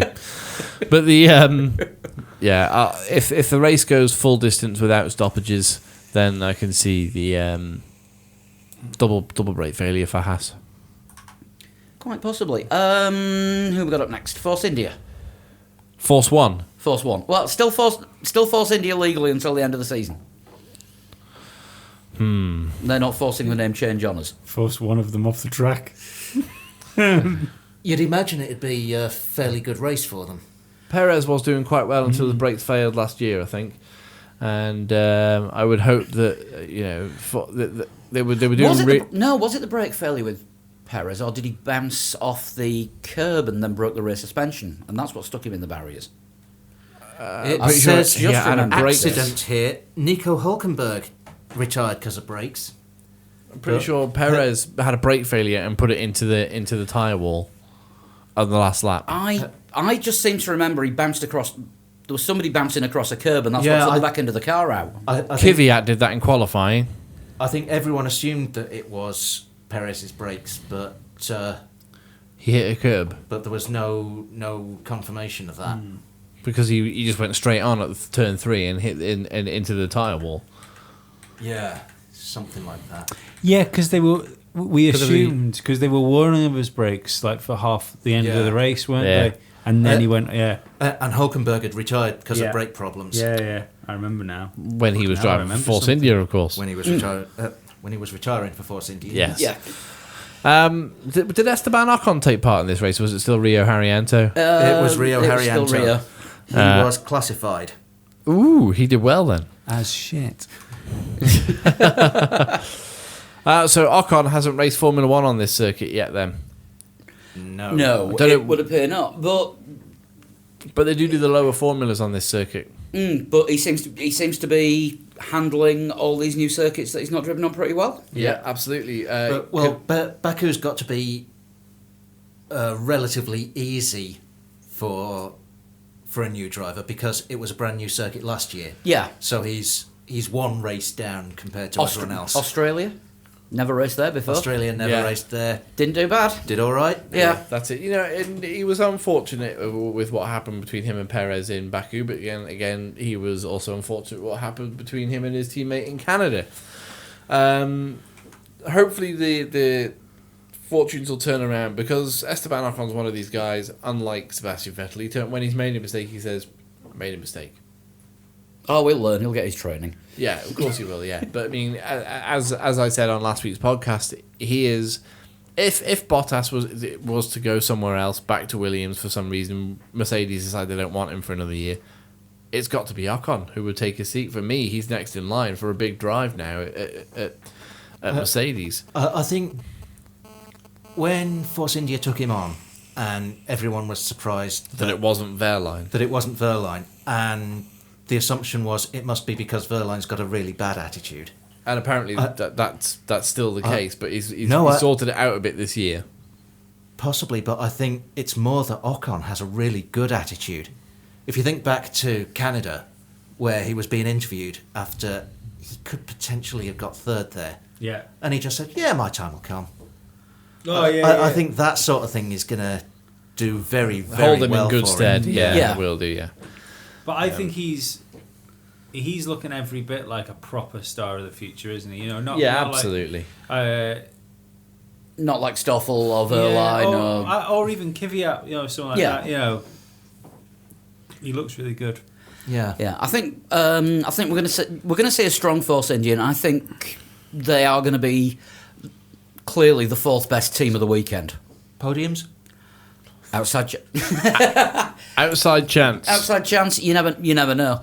But they're gonna consolidate their current fourth place. I suppose that's the thing with Austria, isn't it? You think about it just being a short, fast track, but that incline, where they go up the hill, and then they break into that next turn. That Mercedes lump going up that hill is going to help an awful lot against the Renaults. Yeah, it could. I think we will see the fastest Force India battling with the slower of the Red Bulls. I think that could well be the case, yeah. It's a possibility, especially if Red Bull struggle like they did. Should we move on to Red Bull? I was going to say that just leads us nicely into Red Bull. Because especially if they struggle. What was it? 4 out of 6 retirements now for Max Verstappen, which has left Danny Rick to get 4 podiums. Let's not forget. They're like Haas but magnified. Yeah, but let's not forget though. For the last 2 races in a row, Max Verstappen's been hassling the Mercedes before he's been rudely removed from the race. Yeah, by nothing more than technical problems, but so no issue of his own at all whatsoever. You've got to feel that he must be due an opportunity. Absolutely, to show what would have happened. And we talk about how Esteban Ocon's great in front of the microphone, and sort of he will say the right things. Max Verstappen, okay, fair enough. He disappeared before doing the press in Baku, but he got fined for it, didn't he? Yeah, 25,000. Yeah. But he had that in his pocket. Exactly. Yeah. I that's because he'd gone for a walk with me earlier and asked if he could borrow it. How's the head? He was asked to pay €25,000. He said, "Have you got change?" Yeah. But to be honest with you, can you break a 50? Yeah. Somebody pays a 19-year-old all this money, and then after another cruel retirement, expects him to stick around to the end of the race and see what happened. Nah, he was off. I think he was quite happy to pay the €25,000 to not do the press. Yeah. But again, he's not being negative in the press. He's just his attitude might not reflect. His attitude might reflect how he feels, but his words are. We're a team. We've got to keep fighting. I've got to just keep doing what I'm doing, and Yeah, I think you've got to give people scope to be emotional. So, he's out of the race for the second week in a row, when he was doing really well. I think it's fair enough for him not to want to talk to people until he's calmed down a bit and can say things in a more logical manner rather than. Fucking Renault piece of shit. I mean, you would think that he'd have. I mean, everyone, even fucking Alonso, when his car's blown up on the first lap, goes to the pit and does his pit interview. Before he goes and gets showered and stuff and gets out of the way. Alonso has no chance of a win. Oh, this is true, but I do think he should have just gone and done his. Yeah, I'm very upset. Blah blah. Yeah, but this was the sticking round after the race pit interviews. This wasn't the. No, but you don't have to do them after the race. You can. No, you don't. As long as you do the pit interview, you're fine. You can do your pit interview. When you retire, you can go to the media pit. Oh, I thought it was compulsory to do it after the race. No, because you get it. He didn't do any media. But he didn't do any. Yeah. He didn't do any media full stop. Yeah. But that's why you get the pit interviews during the race. Is because they'll go and fulfill their contractual obligation to be there. I keep trying to put my hand in my fucking empty cup and it's doing my head in. Thank that fucking genius. Chris has moved the cup further away from me. Yep. Away from my ample-sized arms. You are a true problem solver. Yes, I am. Problem, reaction, solution. Chris, I've got Zach Brown on the phone. Can you just nip down to Woking? Oh, God, again. And I've got some guy with a really funny accent wants you to go to Japan. Mr. Hasegawa, is that you? 8 forward gears, 1 reverse one. Yeah. Hasegawa? No, I've got 2 cats. Oh boy, God. So basically, what we're saying is Max needs Shit, I've got 3. less bad luck. Yeah. Well, no, Jensen's retired from being a cat. Oh, he's now part dog. Danny Rick needs his luck to continue because Yeah. again he's had 4 podiums and one of those has been a win. So, Yeah. Well, he started the year with a bit of a run of bad luck, didn't he? Yeah. it turned around for him. Yeah. Whereas Verstappen had the good luck and now has the If McLaren it luck. wasn't for bad luck, I'd have no luck Yeah. at all. Webber's luck, as I like to call it. Johnny Herbert luck. Herbert won a couple of races. Max has won one. Yeah, one. so far. Yeah. Yeah, it's really hard to call what Red Bull are going to do because they always, they play it down, and then when Red Bull play it down, Right, you it's think their own circuit, so I know what Red Bull are going to do. There's going to be an air display, there's going to be people upside down on motorbikes, there's going to be fire, and there's going to be lots of free cans of drink being thrown into the crowd from space. It's the fucking Red Bull Ring. We haven't even took into consideration the landmines. that's a good point. But they always play it down that they're not going to do well at their own circuit, and you always think, well, when RedLl play it down, usually they do quite well. But the last couple of years, they haven't delivered. It's my party, and I'll suck if I want to. Well, Ooh, realistically, careful. Let's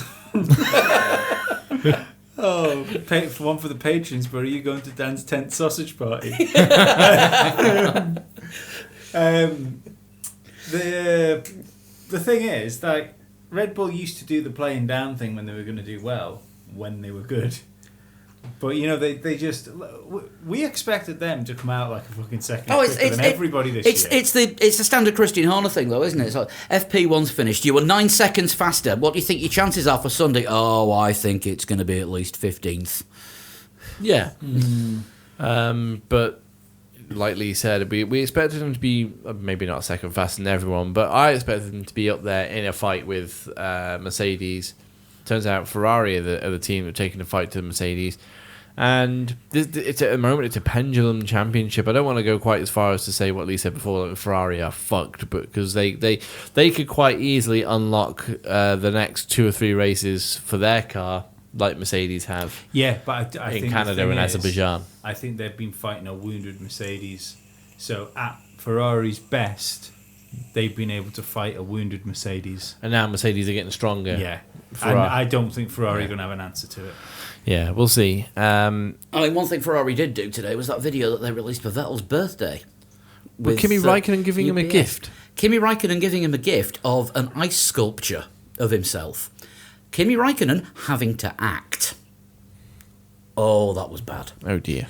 I will try. I haven't found a decent quality link to the video. I saw it on. I saw a bad copy of it on WTF1, I think it was. Yeah. They kept stuttering and pausing.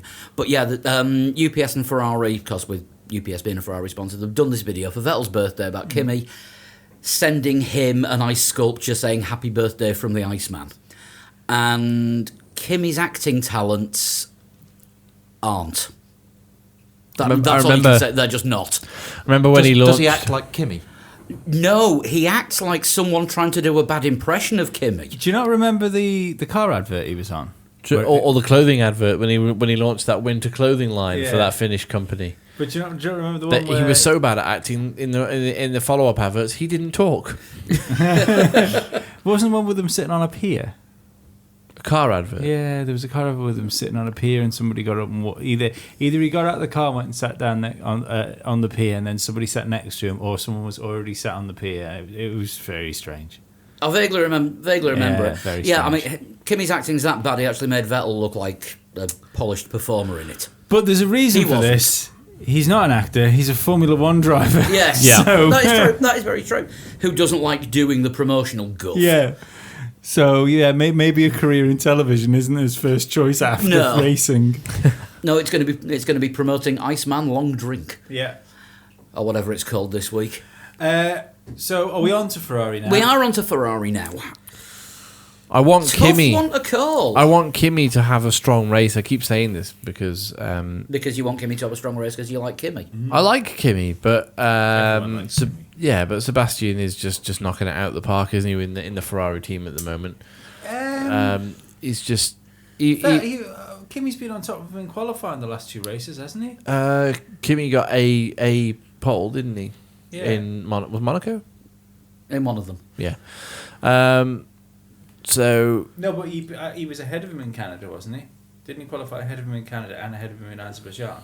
I don't know. I think Kimmy's form's been looking good. It's just there's been again circumstances surrounding his form, which is Like Bottas into Raikkonen Yeah. in that turn too. Again, unfortunate teammate, one having all the luck. one sad country. Yeah, yeah, one very sad Finland, where the suicide rate is higher than anywhere else in the world. Is it really? Yeah, but Why? because it's so cold and dark. I like During Except in the winter. summer, it's cold and light. Yeah, Yeah. like my favourite weather. Like a is refreshing cold can of and dark. Iceman long drink. Yeah. I'm not being funny. and the other day, language is like, really hard to learn. I we- don't know. our American listeners will laugh at this, but what was it? What, did we get like 30 degrees the other day or the other week? Well, Yeah, heat wave. touched 30 degrees and we all started dying. Oh yeah, I was genuinely considering killing myself. Because I fucking hate. The thing is, But if you move to Finland first, yeah, we're No, on but I an wouldn't want to. The thing is, the Isle of Man, by its very nature of name, is an island surrounded by the sea, and humidity is a bastard. Yeah. If it was dry heat, it's not a problem. You go have 30-degree heat. You can go 40-degree heat in the middle of the desert. It's fine. It's not a problem. It's warm. You think, oh, this is warm, but you don't sweat. Depends how ginger you are. You don't sweat. You think it's hot, and it's unpleasant to be out in for too long. But that kind of heat here would just kill you because the humidity is You'd just drown. ridiculous. Yeah, you drown. Yeah, if you see any pictures of the Isle of Man with palm trees on it, don't believe it's a trap. There are palm trees in There the Isle are of palm Man. trees. There's one in my garden. If Winter anyone, palm trees. anyone Isn't there wants, one in Lee's garden? I have 3. You have 3. I have a picture of the palm tree in my garden with snow on it. Yeah. There you go. 1 in the front garden, 2 in the back. And how about the palm trees?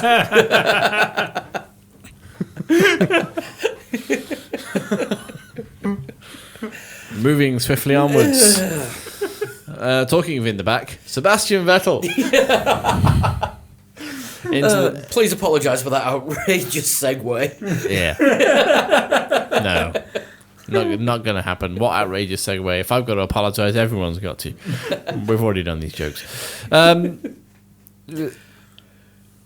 Are we going to see a timid Sebastian because he's been told off and he's had to come out and publicly apologise, or is he? No, Gonna, hell. but- It's not what he does. no, or is he going to be? Is he going to be? Is it going to affect his race performance? No. Don't think so at all. You don't think it's going to increase his aggression, which might. Do you know what? I think what Lewis was doing was mind games. Starting Yeah. the mind games Lu- early. Lu- That was disgraceful. It wasn't disgraceful. It was a bit annoying. Lewis is the expert on mind games, as we have seen for the last countless seasons. It was despicable, but it wasn't disgraceful. I did see I did see one good meme posted by a complete Lewis Hamilton fanboy, admittedly, but it was Lewis Hamilton's hero is Ayrton Senna, who ran Alan Prost off the track at 160 miles an hour. Why is he complaining that much about a 20 mile an hour sideswipe? Yeah. Yeah, no, Lewis was playing mind games, and we know that he's good at it. And if Vettel gets affected by all of this, then Lewis has won a major victory over him without even setting foot in a car this weekend. Yeah, I agree. Vettel, I think he's got. he's just got to forget that it happened and Yeah. move on. But I think he's he's mentally experienced enough, isn't he now? He's, Vettel, he's to mentally know. strong enough to do that, Yeah. and I think that's what we'll see. It won't affect him. He will get asked about it constantly. Yeah. He needs to do what Lewis keeps saying Lewis will do, which is do his talking on the track. Yeah. And if they both just ignore all the questions they're bound to be asked and just do that, then they'll we could be in for a very good, very tight race between two of the fastest drivers in the world. I think Ferrari word of the weekend is going to be "blah" from both of them. I know I've stuck at both Alonso and Vettel in the Mercedes next year, but just because Dan wasn't here last week when we were talking about it, I still think the fact that Toto Wolff wouldn't condemn Sebastian Vettel or even say anything like it was wrong speaks volumes about where Sebastian might be going next year. Well, Toto, Yeah. Toto said that he wants to talk to Vettel personally about it, and I'll bet he wants to talk to him personally about another couple of things. Yeah, with a pen. Here's a contract. Fancy a hug? Yeah. Here's a video. Yeah, let's do one in 2 languages. But there was just, and I think that's why. I've said all this last week, but not to Dan. I think that's why when Ted Kravitz was interviewing him and he got really angry with the question Ted was putting to him, is not because of the contents of it, just the fact that it was putting him in a very awkward situation. I think that's why he got angry and unprofessional. Toto's letter would be something along the lines of, "Dear Sebastian, we are missing a whiny German in our team. Valtteri does not speak as much as Nico used to, and he's nowhere near as emotional. If you would like to join my team, please send a stamped addressed envelope." You were very dangerously close to Tommy Wiseau then. I didn't realise Tommy Wiseau in the room actually decided that was told that no one could understand his accent and he needed someone to overdub his voice, so he did it himself. I knew there were overdubs in it, but I didn't realise that was the reason why. Look, you need to overdub that because we can't understand what you're saying. Well, I'll overdub it myself. No, you've missed the point. Crazy. I've not watched that film for a while. I'm going to have another night of watching that, possibly with the commentary again. No. Why do you always say that? Because Flood wants the unadulterated version. Oh, fair enough. Well, I guess it does leave us with Mercedes. Lewis looking much stronger than Valtteri at the moment. Yeah. Although in Azerbaijan, of course, Valtteri's recovery drive was a wonderful, brilliant recovery drive. He now knows what it feels like to be plumb last and push your way up through the field in a front of the field car and get second place. Not a win, admittedly. do that in the Williams next year. But And thanks to that, anyone listening to this podcast in bed is now having nightmares. yeah. Props to off your clothes. Dan, put your t-shirt back on. No, props to Valtteri Bottas for that performance. It was outstanding, and Lewis Hamilton is looking very, very strong at the moment. It's hard to say about the 2 Mercedes drivers that Bottas Lewis is going to go full on mind games again this weekend and try and get inside Vettel's head. I genuinely think from this point forward, after Azerbaijan, this will be the easiest championship Lewis Hamilton's ever won. I don't think Lewis will speak to the press. I think he will say as little as possible About the incident. No, about everything. He will be one-word answer Lewis all weekend until Man. No. I don't think he'll be upset. He will be to the press. He'll be one-word answer man all weekend. Are you expecting to do well here? Yeah, Yep. it's a strong track for us. Which he has been all year until after qualifying.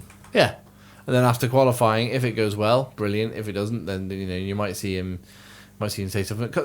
Almost inevitably, top 3 qualifying, Sebastian's going to be there as well. If Lewis is there, it's quite likely Sebastian's going to be there. So I think even after qualifying, we'll see one word cold Lewis, and it's all part of his plan. It's all part of his. He started the mind games because Sebastian's given him reason to. Yeah, as much as Lewis says, I'm going to do my talking on track. No. I think he will. He never does. By him not talking and saying he's going to do the talking on the track. That's the mind games kicking off. Yeah, but if he is devious. Yeah, by but that. if he does go out on track and blitzes everybody away, then that's him doing his talking on the track. Yeah, that's fair enough. But the mind games will start on Thursday at the press conferences. Yeah, they'll both be called into the driver's presser, almost. Yeah. guaranteed. Oh yeah, guaranteed. That is going to be. See, I don't think he does it to play mind games. He doesn't have to do it. The press will do it for him this week. All he needs to do is deflect the questions, and because he deflects them, they instantly go to Sebastian. He doesn't need to say anything about it. There's no games to play. Do you remember the Rosberg Hamilton thing about crashing into turn 1? It was at the Abu Dhabi Grand Prix. It was something along the lines of, is there anything you can do to stop crashing into turn 1? And Lewis went, no, not really. And then it went to Nico, and Nico was like, well, actually, yeah, there is something he can do about it. He can not crash into me. And that made, do you remember? Yeah, and Jensen yeah. Button's face up was just like, oh my God, did you just say that? But like straight away, Lewis had the upper hand there because he said as little as possible. Yeah, he was rattled. Yeah, and he rattled Nico. Well, Nico rather rattled himself by saying, I just rattled my microphone. And, yeah, so Seb's wiser than that.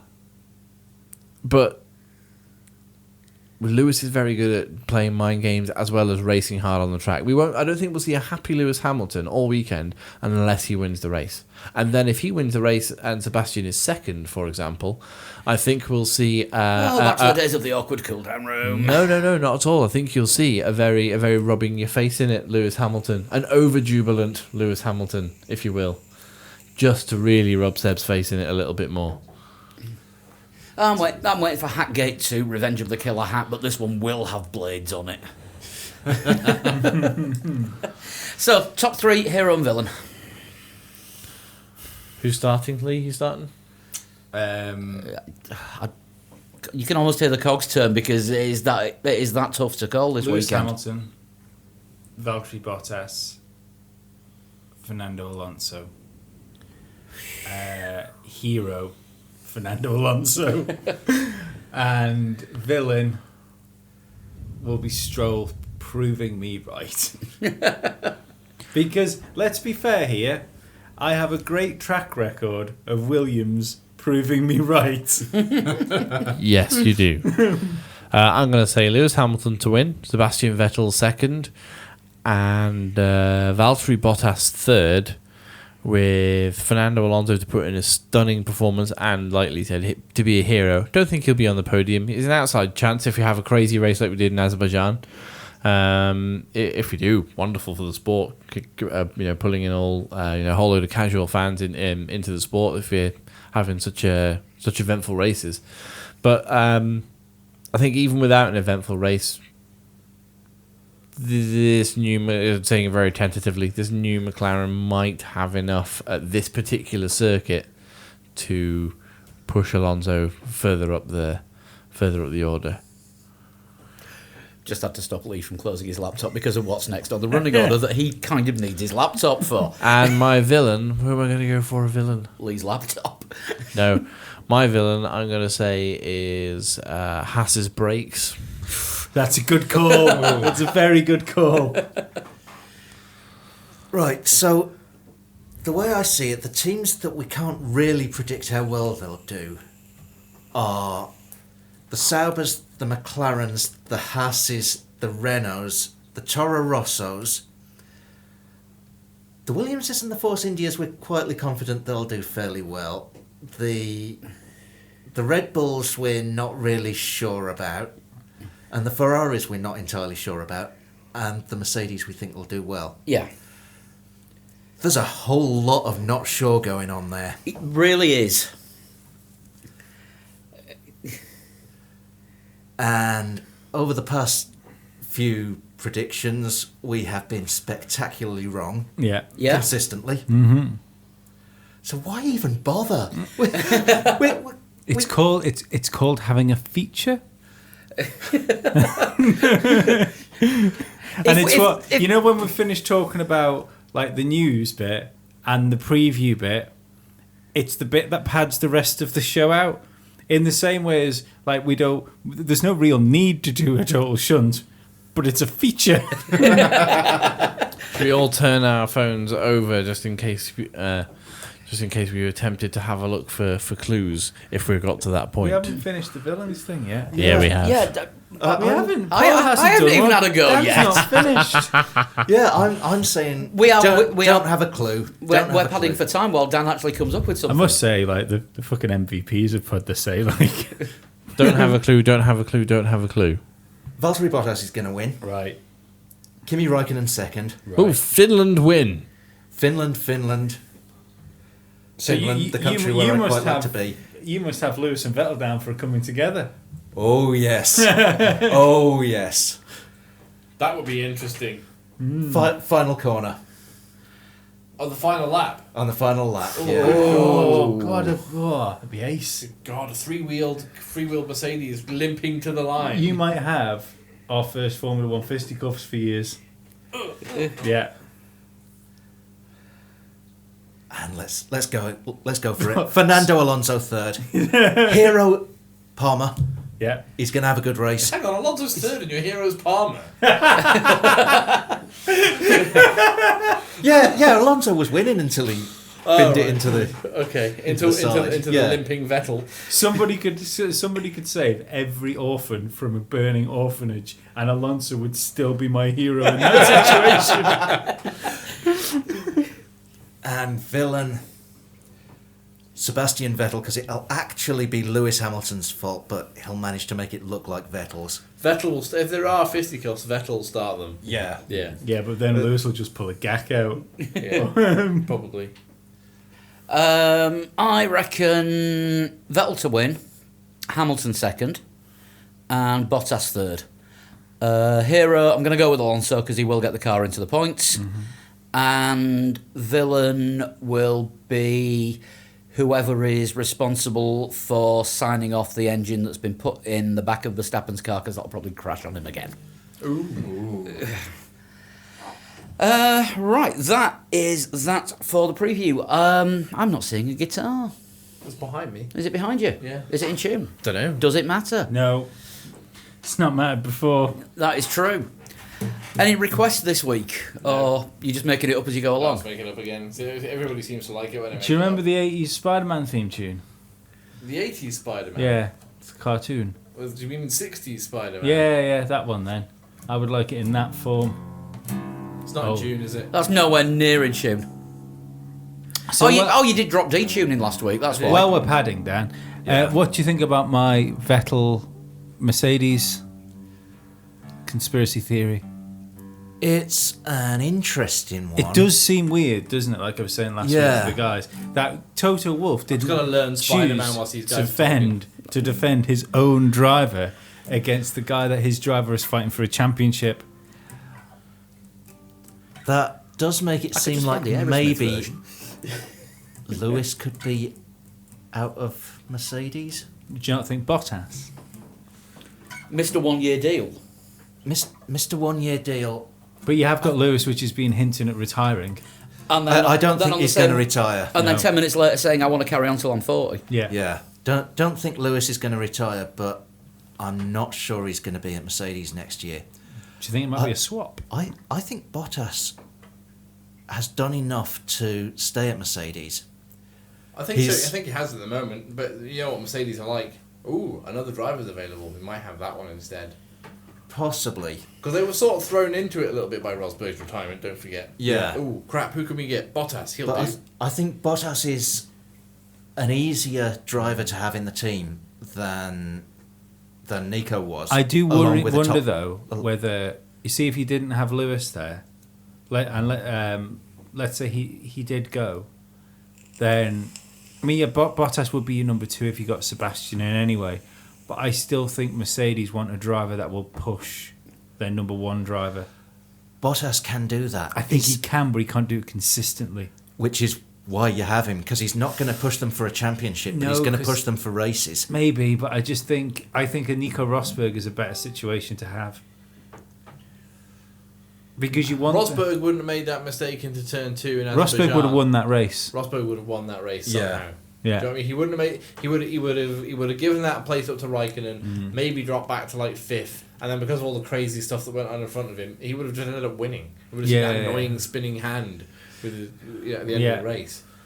That did wind me up. People who do like their own little thing at the end, like Hamilton's Bruce Forsyth impression, is annoying as hell. Bloody Vettel's finger is annoying as hell. Why do they have to have things? Peter Sagan with the raising the palms. Yeah. I For do the cycling like fans. Lewis's trophy throw when he wins a race. Up into the air. Yeah, I like that. I think it's a good thing. Yeah, and Ricardo's shoey is hilarious. He's going to stop doing it, he said. Well, fair enough. I don't think he can top what he's done, sort of corrupting a minor and Sir Captain Picard Yeah. in the space of 2 races. Unless the royal family are at Silverstone. I think he wrecked Prince it. William on the podium. Doing a it's, shoey. no, it's more of a Harry thing. Oh yeah, it is actually, yeah. Maybe smoking crack through it. Anyway. Yeah, that's just a suggestion and not at all an idea of what might happen. Yeah, no, I think it probably happens. Are you ready? Yes. I literally taken 2 seconds to learn this. It might be wrong. At the request of Lee, total shunt, whatever a total shunt does. Crash a car in the wall, do something else. Appalling, look out! Here comes a total shunt. That's the best one yet. We might actually have to record that properly. I think that might have to be the official theme tune. It's the old Spider-Man theme tune. Just. Everybody we ready? Quiet. Yeah, I'm not closing that properly because it takes ages to open up and I've got the mailbag on there. Yeah. Okay. I'm watching you. Clue number 1. My mentor's career ended in a bad car crash. Your mentor's career. Not Mentos. Did you get them over here? Mentos, Yeah, Mentos. Yeah, Yeah. Mentos. Yeah, my mentor's career ended when I ran into a truck of Diet Coke, Coke. yeah. My mentor's career ended in a bad car crash. Okay. Did Rubens Barrichello have a mentor? No, he had an idol. But was he ever given any Mentoring. mentoring by that idol? Possibly. Did Ayrton Senna actually mentor anyone? Don't know. I've got an idea. Go on, Dan. From clue number 1, Dan's on fire. This could be a fucking record breaker. In Days of Thunder, did Tom Cruise have a mentor? Yes, he did. Was that mentor's career ended in a bad car crash? Yes, it was. Would you like to burn a guess? Go on. Are you Tom Cruise in Days No. of Thunder? No, I'm not. Damn it! That would have been awesome if I could. No. So That rubbing doesn't- isn't racing. No, because we still get guess at 3, 6, and then at the end anyway. So, that's fine. Right. I won my first championship in front of 200,000 people. 200,000 people. 200,000 spectators That's a lot of people to be at a race. That's many people. in Los Angeles. This is really sounding like it's not Formula One. Yeah. Dan's on fire. Because nobody's won a championship at Long Beach Or have they? in Formula One. Or have they? Can we have clue 3, I think? I like driving in circles. So is it IndyCar or NASCAR driver then?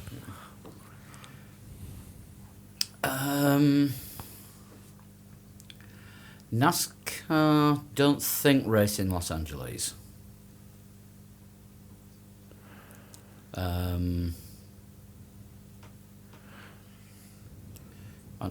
Like I say, IndyCar, the closest is Long Beach, which is practically Los Angeles. Yeah. And we've got Did Dan Weldon have any drivers under his wing who have gone on to successes since he died a couple of years ago? Don't think so. 'Cause at the moment I'm thinking Dario Franchitti. That was going to be my next suggestion as the mentor. Yeah. I think we are going to be looking at somebody who's succeeded in IndyCar. Yeah. I want a guess.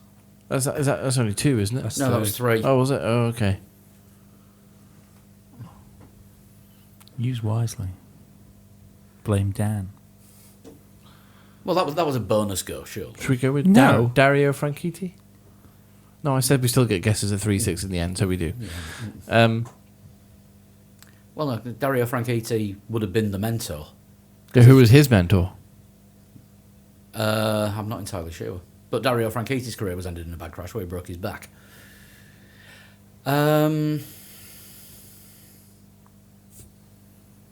God. Sebastian Bourdais. Whatever. Go for it. Are you Sebastian Bourdais? Not Sebastian Bourdais. I initially refused to race outside of America, but then changed my mind. Sounds like Juan Pablo Montoya. But he did that in reverse, though, didn't he? Well, he got signed by Williams and then loaned out. And that's when IndyCar used to start the season in Australia as well. Surfers Paradise, if memory serves me correct. Yeah. I've always thought that's a great name for a resort 'cause it does what it says on the tin. Yeah, Surfers Paradise. What is there to do there? Duh. Or a Beach Boys album. It could be the Beach Boys fan club. The Surfers Paradise not that far away from Gold Coast, Yeah, I think it is. which is an actual name of a place as well. Yeah. It's where the next Commonwealth Games are. Gold Coast? Yeah. Yeah. Is that in America? No, it's Australia. Australia. Oh, It's right. the No, name of a sorry, town because in we were talking about Australia. Australia. I always thought the Gold Coast was Australia. That's why I Yeah. got confused. Doesn't take a lot. Should we have another clue? I think we'll need another clue. Yeah. Say I don't get confused. Which one should I give you? The next The one. helpful one. I have my own video game. We've all got our own video games. Yeah. He's probably got his own video game console as well. It's on television to plug it into. It's like those funny things. I've always thought rappers that have sort of lines like "I buy my shoes and I drive my own cars" is funny because like you should, otherwise you're stealing. Or Unless- hiring. Well, or hiring. Unless you're Ice Cube, then you have your own basketball tournament. Yeah. I provide for my family. Yes, you do. It's a good idea. Have I said before, Snoop Dogg's got his own American Football League as well. Has he? Yes, and the big final game of the season is called the Snooper Bowl. Amazing. I'm Snoop Dogg. He wins.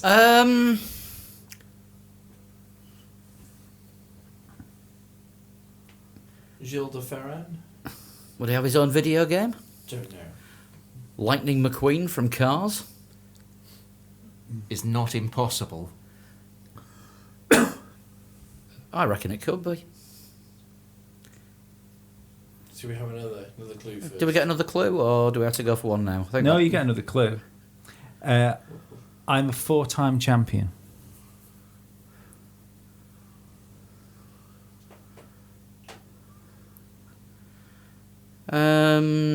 Never having seen Cars or Cars 2. No, not seen it.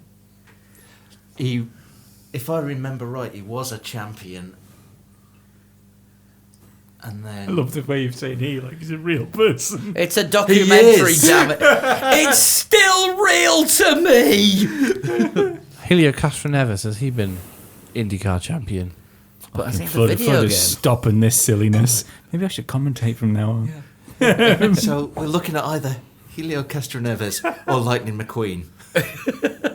4-time IndyCar champion. Has he won the IndyCar champion or has he won the Indy 500 a few times? Yeah, I couldn't tell you because I'm not allowed to go near my computer. I think we're looking at probably an IndyCar driver, aren't we? Yeah. I think we're looking at a fictional character. It's either an IndyCar driver or someone that doesn't exist. It's either a real person or a fictional character. Great. I like this game. Next clue. I think we've got to give an You've got answer to on guess. this. Or have we? Go on then, go with your Are cartoon you one. Lightning McQueen Yes. from Cars? Yes, I am. That will do. Who sent that one in? David Blandon? No, Bladen. Bladen. David Bladen. sorry. Yeah, we've heard from Dave before. Thank Thank you for that one, Dave. My chief mechanic is Italian. My racing number is 95. I have my old film, and my best friend is a tow truck. Are you Stoffel Van Dorn? Yes. No, I'm a Honda. Are you at Stoffel's car? Which is one of the best Twitter accounts. Follows us. Yeah. I'm me as well. Formula Lee. Meow. Now then, I haven't looked at the times, but they're getting into the 107s. Are they? Yes. Good God. Yes, I'm still in the 110s. I'm only to 109. Theoretically, if I'd forgotten what rules I'd set, what would they be? If you had forgotten, you would be doing a lap of Austria in the dry in a Force India. Good job I remembered. It is. You could have always listened to last week's podcast or looked at the website. As Dan said, it went on for a year. Well, the website doesn't.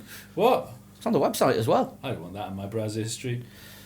No, it might clean it up. Ah, motherfucker! You just hit your knee on the desk, didn't you? Yeah, I didn't just hit my knee on the desk. I got it on the spiky bit of the Oh, your microphone stand. microphone stand. Oh no. Mailbag. We have mails. Do we? We have mails and stuff. Are we not doing Well, anything? Formula League, there's nothing to say. It's just the time's creeping at the 107s. Don't forget, it's in Austria, in the dry, in a Force India. Oh, okay. Is Get Jeff on Sh- with it, Paul. I do like a mail. Next. Is Jeff Sharp going to win? Probably. First one this week. This came as a total surprise to us. Sean Larson, who races in what we'd call stock cars in the UK, but are sprint cars in the US. Dirt racing. Dirt isn't it? racing, Yeah. sprint cars. Yeah. So what we'd call stock cars, what they call in the US, a full-time job. It looks quite cool, actually. Does Sean's it? car, yeah. Oh, Yeah. is that the slidey roofy one? Yeah. Yeah, it does look really cool. Thank you, Sean, for sticking our logo on your on the big wing on top of the Yeah. car. No, And it's thanks cool. to, is it Rob Santos as well, who sent his picture of his Toyota? Yeah, who's made his own window sticker. You know, if you want to do that, that's fine. Copyright infringement notices will be heading your way. No, they won't. If anyone wants to print their own stickers, get in touch and we'll send you a print quality logo. Yeah, we'll send you a high res one. And you can print your own stickers off, put them on your car. If you're racing, even better. I'd see this is wrong. And if you're racing as well, send us like how you're doing in your relative championship, and we'll talk about it. We'll talk about it. We'll put you on the site alongside Dave, who's doing Formula Atlantic. Yeah. But the thing with the sticker in the back of the car just makes it, with it being America, makes me confused that some ladies walk past it and look at it and go, "What's that got to do with Jesus?" Well, yeah. Jesus is my 3 Legs 4 Wheels podcast. There's your car stickers. Could we Scientology it? No, we couldn't. No, we are not a religious I'll cult. be your Elron. No, you won't. No. What do you mean you go and live on a ship in international waters forever? Have I said this on the podcast before? I don't think I have when Scientology's come up. Oh no. Do you know his dog? He had 2 corgis, I think they were, and at one Can you not point, afford real ones? and at his most fucking batshit crazy, he put the dogs on the old truth machine that they have. I forgot what it's called. E-meter. E-meter, yeah. I only know this because I Lie just detector. Yeah, I binge essentially. watched all the Leah Remini series the other week. And at his most batshit crazy, his dogs were classified as clear. Now, the problem for other Scientologists was that because his dogs were clear and they had heightened senses, they could smell Thetans. So if somebody walked into the room and the dogs started barking at them, they were instantly given all the fucking shit under the sun because the dogs could smell that they weren't clear. You say this was when he was at his most batshit crazy. Yeah. Are you sure he wasn't just trolling? Maybe I think he was. I don't think he was there. I'm pretty sure he was. Do you think? Just having a laugh. This is a guy who, at one time, said, if you wanted to be seriously rich, what you'd do is create your own religion. Well, this is true. And then a few years later, created his own religion. But he ended up not seriously rich until after he died. But he hasn't died because they're waiting for him to come back. But there was a nice. We've gone fucking way off topic here. We have. Well, When oh, you yeah. actually, no, but quickly there was that lovely time in history, or like for A lovely time in history. yeah, Make for America a couple great of again. decades there, where if you had a Charles Manson, or you had a L. Ron Hubbard, they seem to get vast quantities of money to do their fucking batshit crazy ideas from out of thin fucking air, or maybe the CIA, but out of thin fucking air. And if you want a sticker for your car, I'm not entirely sure how that ended up where it did. Oh my God, we're past 2 hours again. Yeah, keep the mails coming in. We've had quite a response about the Lewis and Vettel crash. Some of it is broadcastable, most of it isn't. well, what do people think then? We have Harry Knowles saying, if you don't start criticising Hamilton for the dick that he is, I'm going to lose all respect for your opinions. You have respect for our opinions? No, well, I don't know. Yeah, Do look, you know what, right? all right. Militant Lewis Hamilton fans are the fucking worst. But Because what did there he is do? nothing you can do wrong. No, but what did he do wrong in that incident? What? What did Hamilton do wrong in that incident? Nothing. nothing. Ta-da! There you go. There's It was Bye. it was a whinging to Charlie afterwards that Yeah. was the dick move. But no, yeah, that was a bit of a And dick did you move. see the tracer? Did you see the tracer from his throttle? Yeah. It's exactly the same as the lap before. Yeah. Exactly the same. Yeah. I'm not like the thing is I'm no fucking Lewis Hamilton fan. In fact, to be perfectly honest, I've spent more time knocking Lewis Hamilton on this podcast than I think I have supporting him, and I'm not a Hamilton supporter, but I appreciate he's a good racing driver. But you've got this fucking like polarizing opinion of that man, because I don't think anyone is as polarizing as Lewis Hamilton on the track. Where you'll get some people that it doesn't matter what he does, he's a cunt, and then you get other people where it doesn't matter what he does, he's fucking God. Yeah. Yeah. So I don't understand what he's done wrong there. In that incident, nothing driving-y, but just Mind you, Janet just sent me a picture of his new haircut. That's fucking wrong. That is some weak hair game. Weak. Yeah, don't forget, we aren't 100% sure if it is actually hair or Or a wig. Okay, well it's what grown in a it's- test tube. It's the hat that he has permanently sewed to his head, which is in the shape of hair. Just a quick message to Cody Corrette. Don't send Formula Lee suggestions in on email because Lee never reads the email. Yeah. And I did say this on the show. yeah, and also, has anyone heard of Kevin Harvick? It wouldn't have worked then. That was his total shunt suggestion. 20 facts about Kevin Harvick, who I think is a NASCAR driver. Yeah, and definitely don't send any total shunt things to anyone that isn't me, because that kind of destroys the game. Yeah, that doesn't work. If you want to send in a total shunt, then send it on a direct message to Lee himself on Twitter. on Twitter at a total shunt. Yeah. That took a bit of remembering. Yeah. If you want to send a total shunt, tweet a total shunt. Yeah, wow. Yeah, you can get hold of the account for all four of us on Twitter. It's at 3 Legs 4 Wheels. Lee is a total shunt. Chris At Flood21.